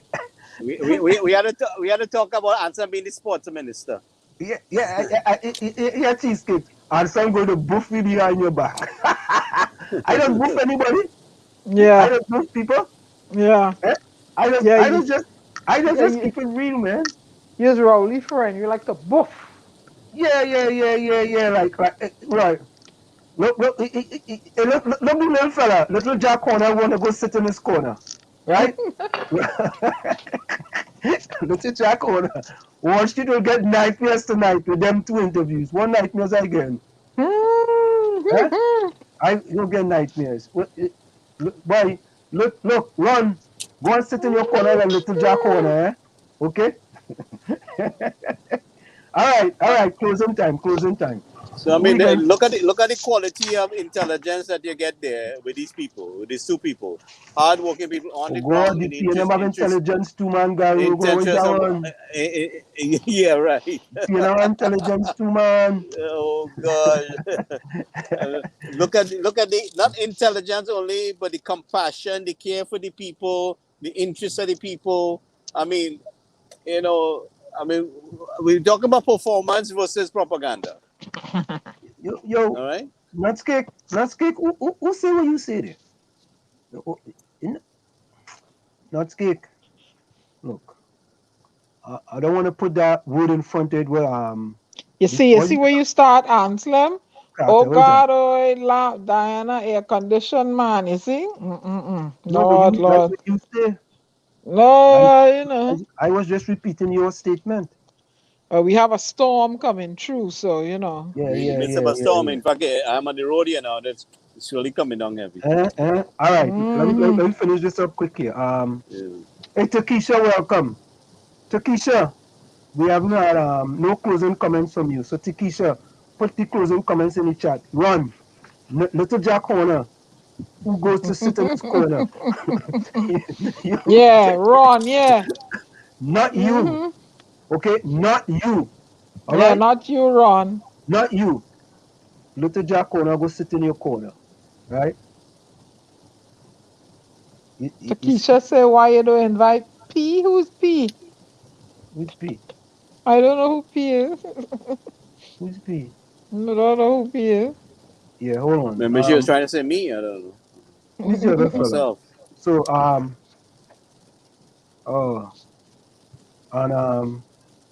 Rose. He said, Ron said, not me. Leave me alone. He like this vex face, boy. That's why Oh my God. he like little Jack Corner to sit in the corner, man. That's him. Oh my Oh shit. word. Yeah, yeah, My yeah. dog, you're a poodle, okay? All right. I Yeah, have yeah, some yeah. I All have right. some Coca-Cola, all right? Y'all don't get it Yeah, yeah. straight. Y'all Hey, don't mix listen. it up. Takesha and Run DMC. Put the closing comments in the chat. Run. Run put closing comments long time ago. Run. I take He that said back. not he, leave he alone. Ron, Run. put some closing comments in Put there. closing comments in the chat and Takesha. Right? Yeah. Good night, everyone. Good night. Good night, everyone. Good night. Good night. Good My night. dog said he's a sexy poodle. You know, no, he's a Yeah, yeah, what kind of yeah. thing? Remember, that fella say what's his name? Trevor says. Oh, Oh, I that's the remember guy I that was fellow. trying to remember his name. I couldn't remember his name. Trevor Who's said. that? Trevor says. Yeah. You know, we asked Ron The, to put his closing comments in the on chat. the Look what he put. Look what he unofficial put. Minister of Health. Yeah, look what he put. Ron, please put your comments in the chat. When they tell you don't put comments, you just put it. Now we asking you for comments. You don't want. Takesha, put closing comments in the chat. Hmm. All right, so let's go. Let's go. Let's go. Um,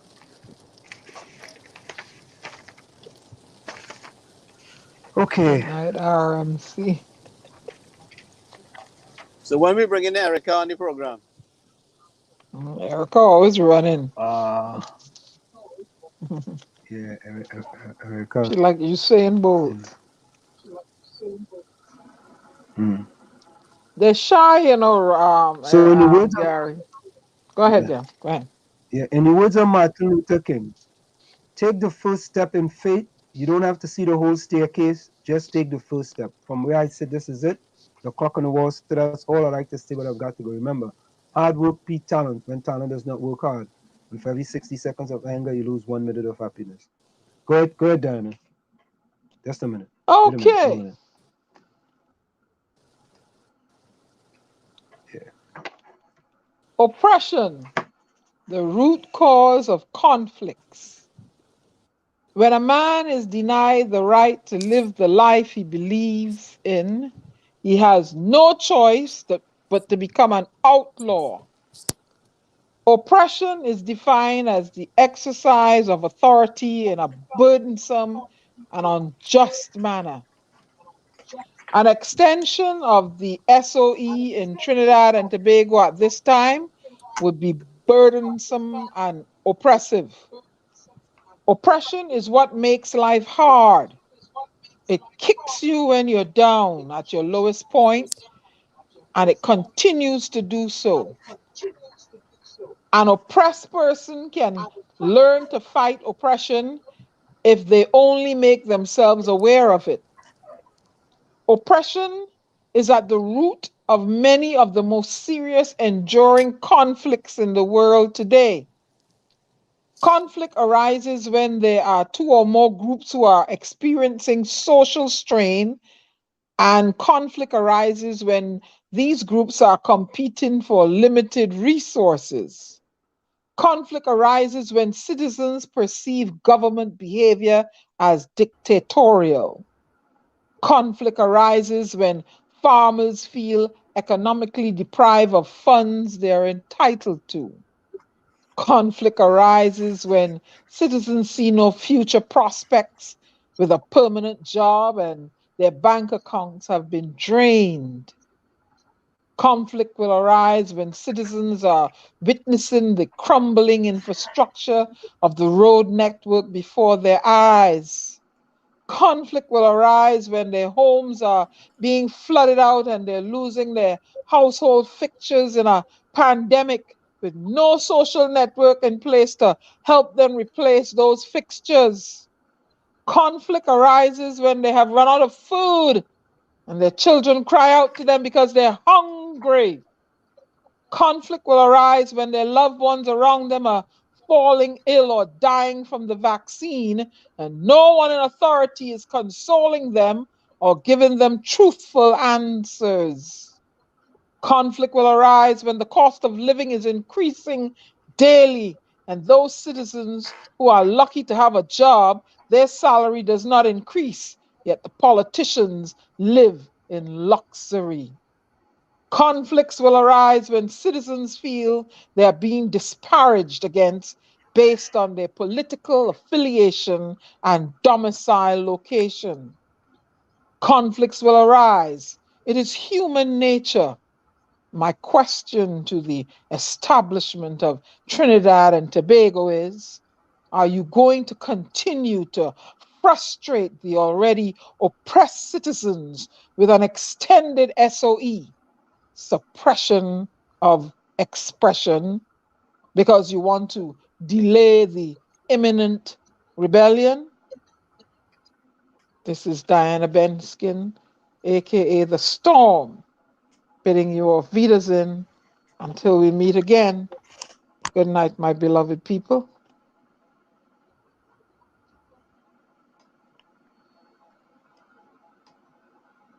Gary.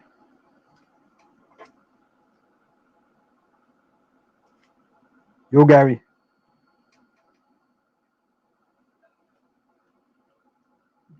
Hey, Gary. Yeah, I'm Gary. dealing with some flood waters out here. I was just trying to step off. Yeah. So it was a very interesting evening. I want to thank our both guests here. In fact, our three guests. The young man was very impressive also, and it was an interesting evening with a healthy conversation. I hope that it can benefit the people in their decisions, and that we can make a better decision in choosing our governments. And also for people to step up, and you don't have to wait to be an elected official to make a difference. Take an interest in your community and do the best you can. Anyway, I'm in the midst of a storm here. I'm going to say good night. All right, thank you. Yeah, thank you so much, Gary. Let me say,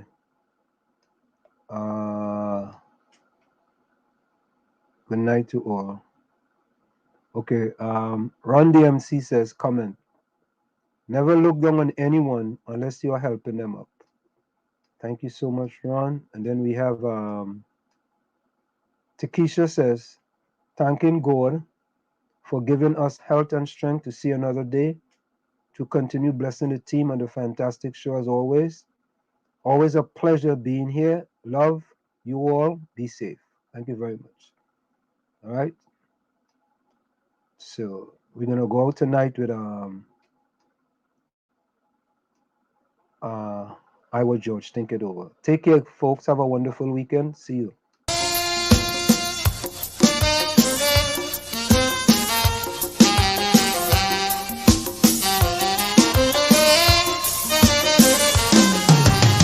Think it over, think it again.